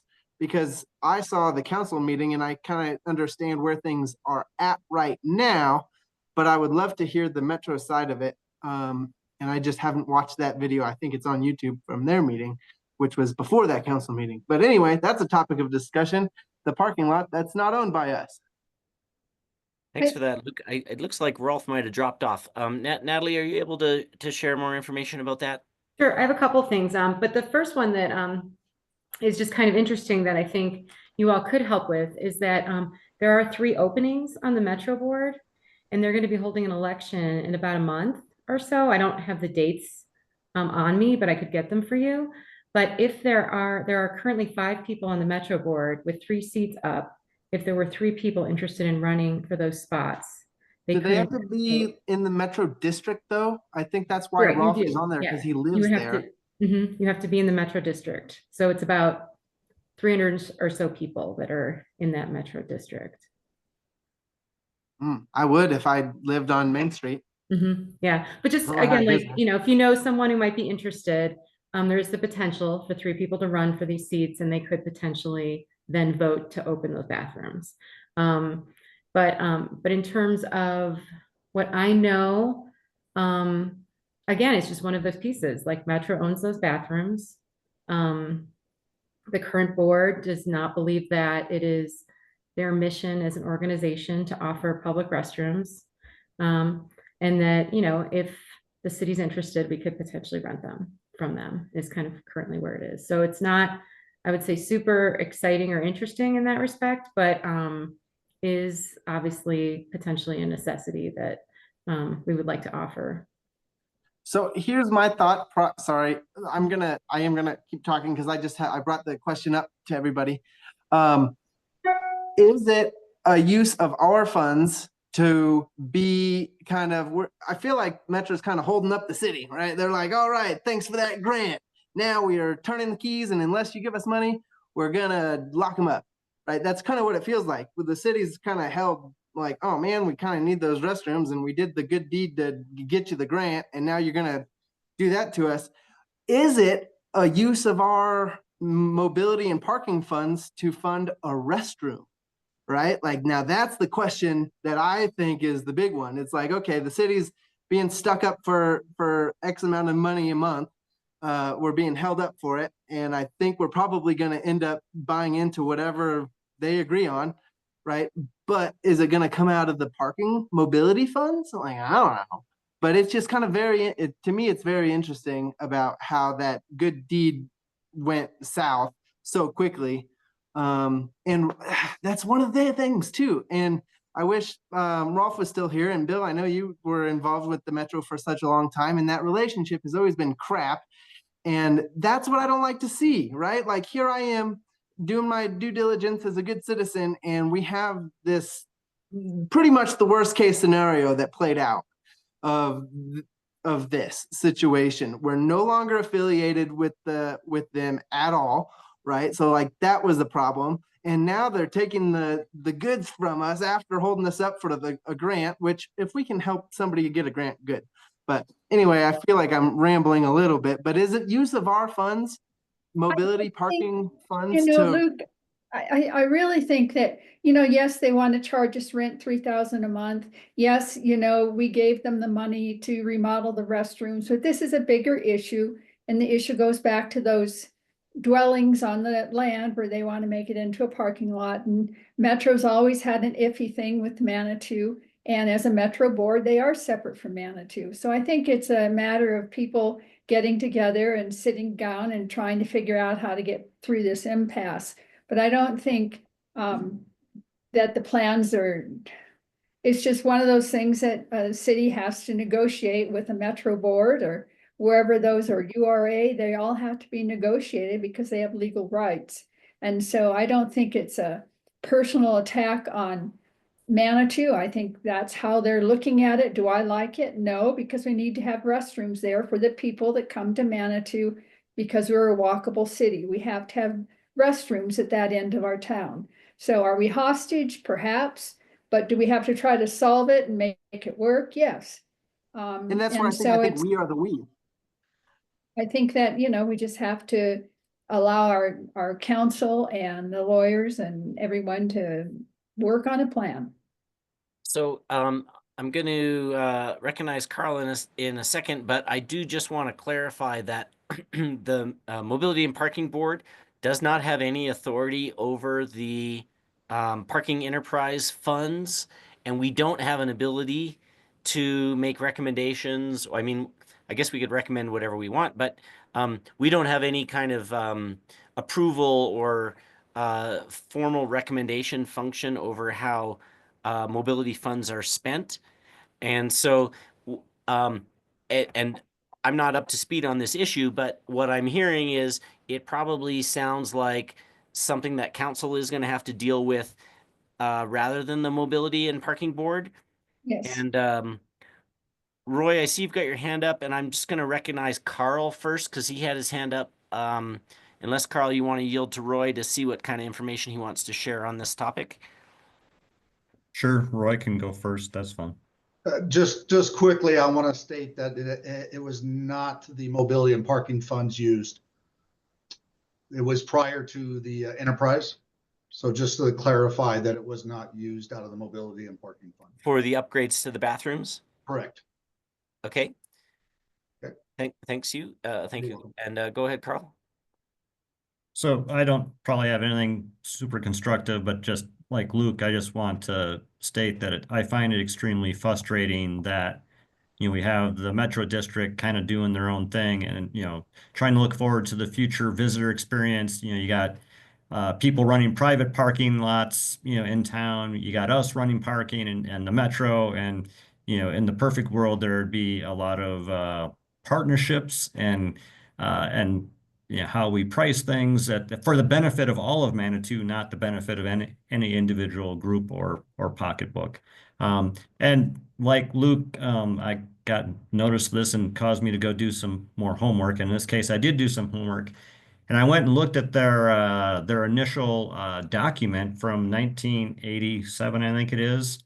And I found it extremely interesting that in there, in like the first paragraph, it mentions that, you know, one of their goals is to improve the city attraction enjoy a century ago for pedestrians and to enjoy scenic walks in the city.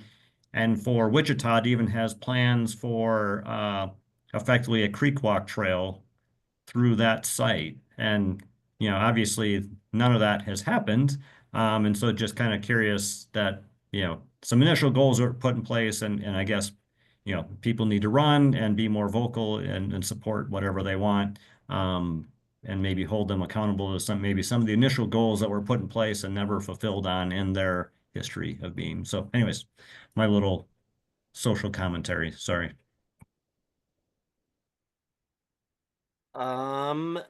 Natalie, if you're still here, could I ask you for a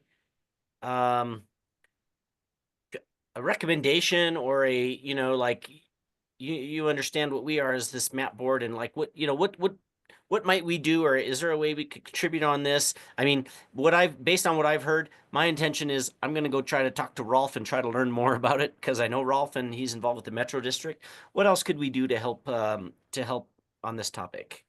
I mean, I'm going to say this again, that I do encourage you to reach out to business owners or folks that live in the Metro District and encourage them to consider running for one of the 3 openings, to participate on the board. I think that, again, there are 5 people on the board, 3 openings. There's potential to completely change the makeup of that board so that it could be completely different in the not so far future. So I just think that's probably the most impactful way at this moment.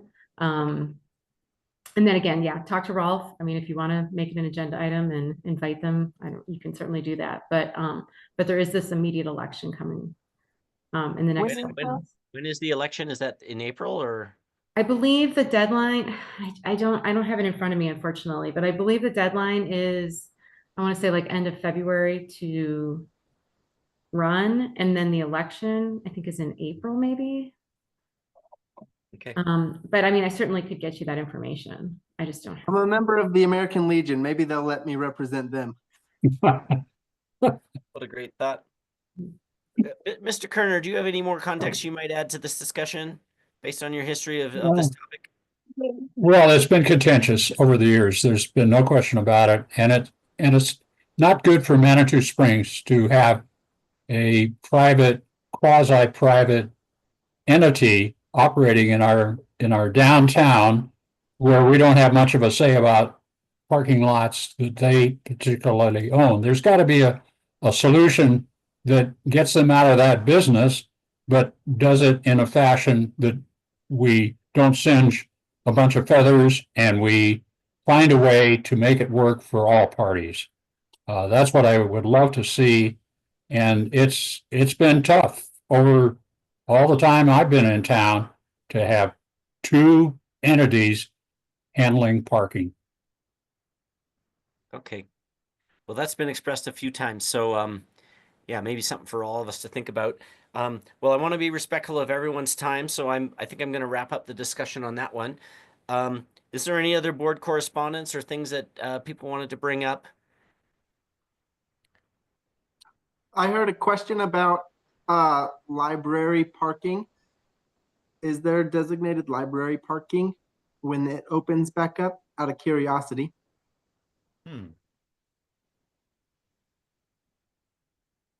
I do not know. Yeah, Luke, we're currently working on that right now.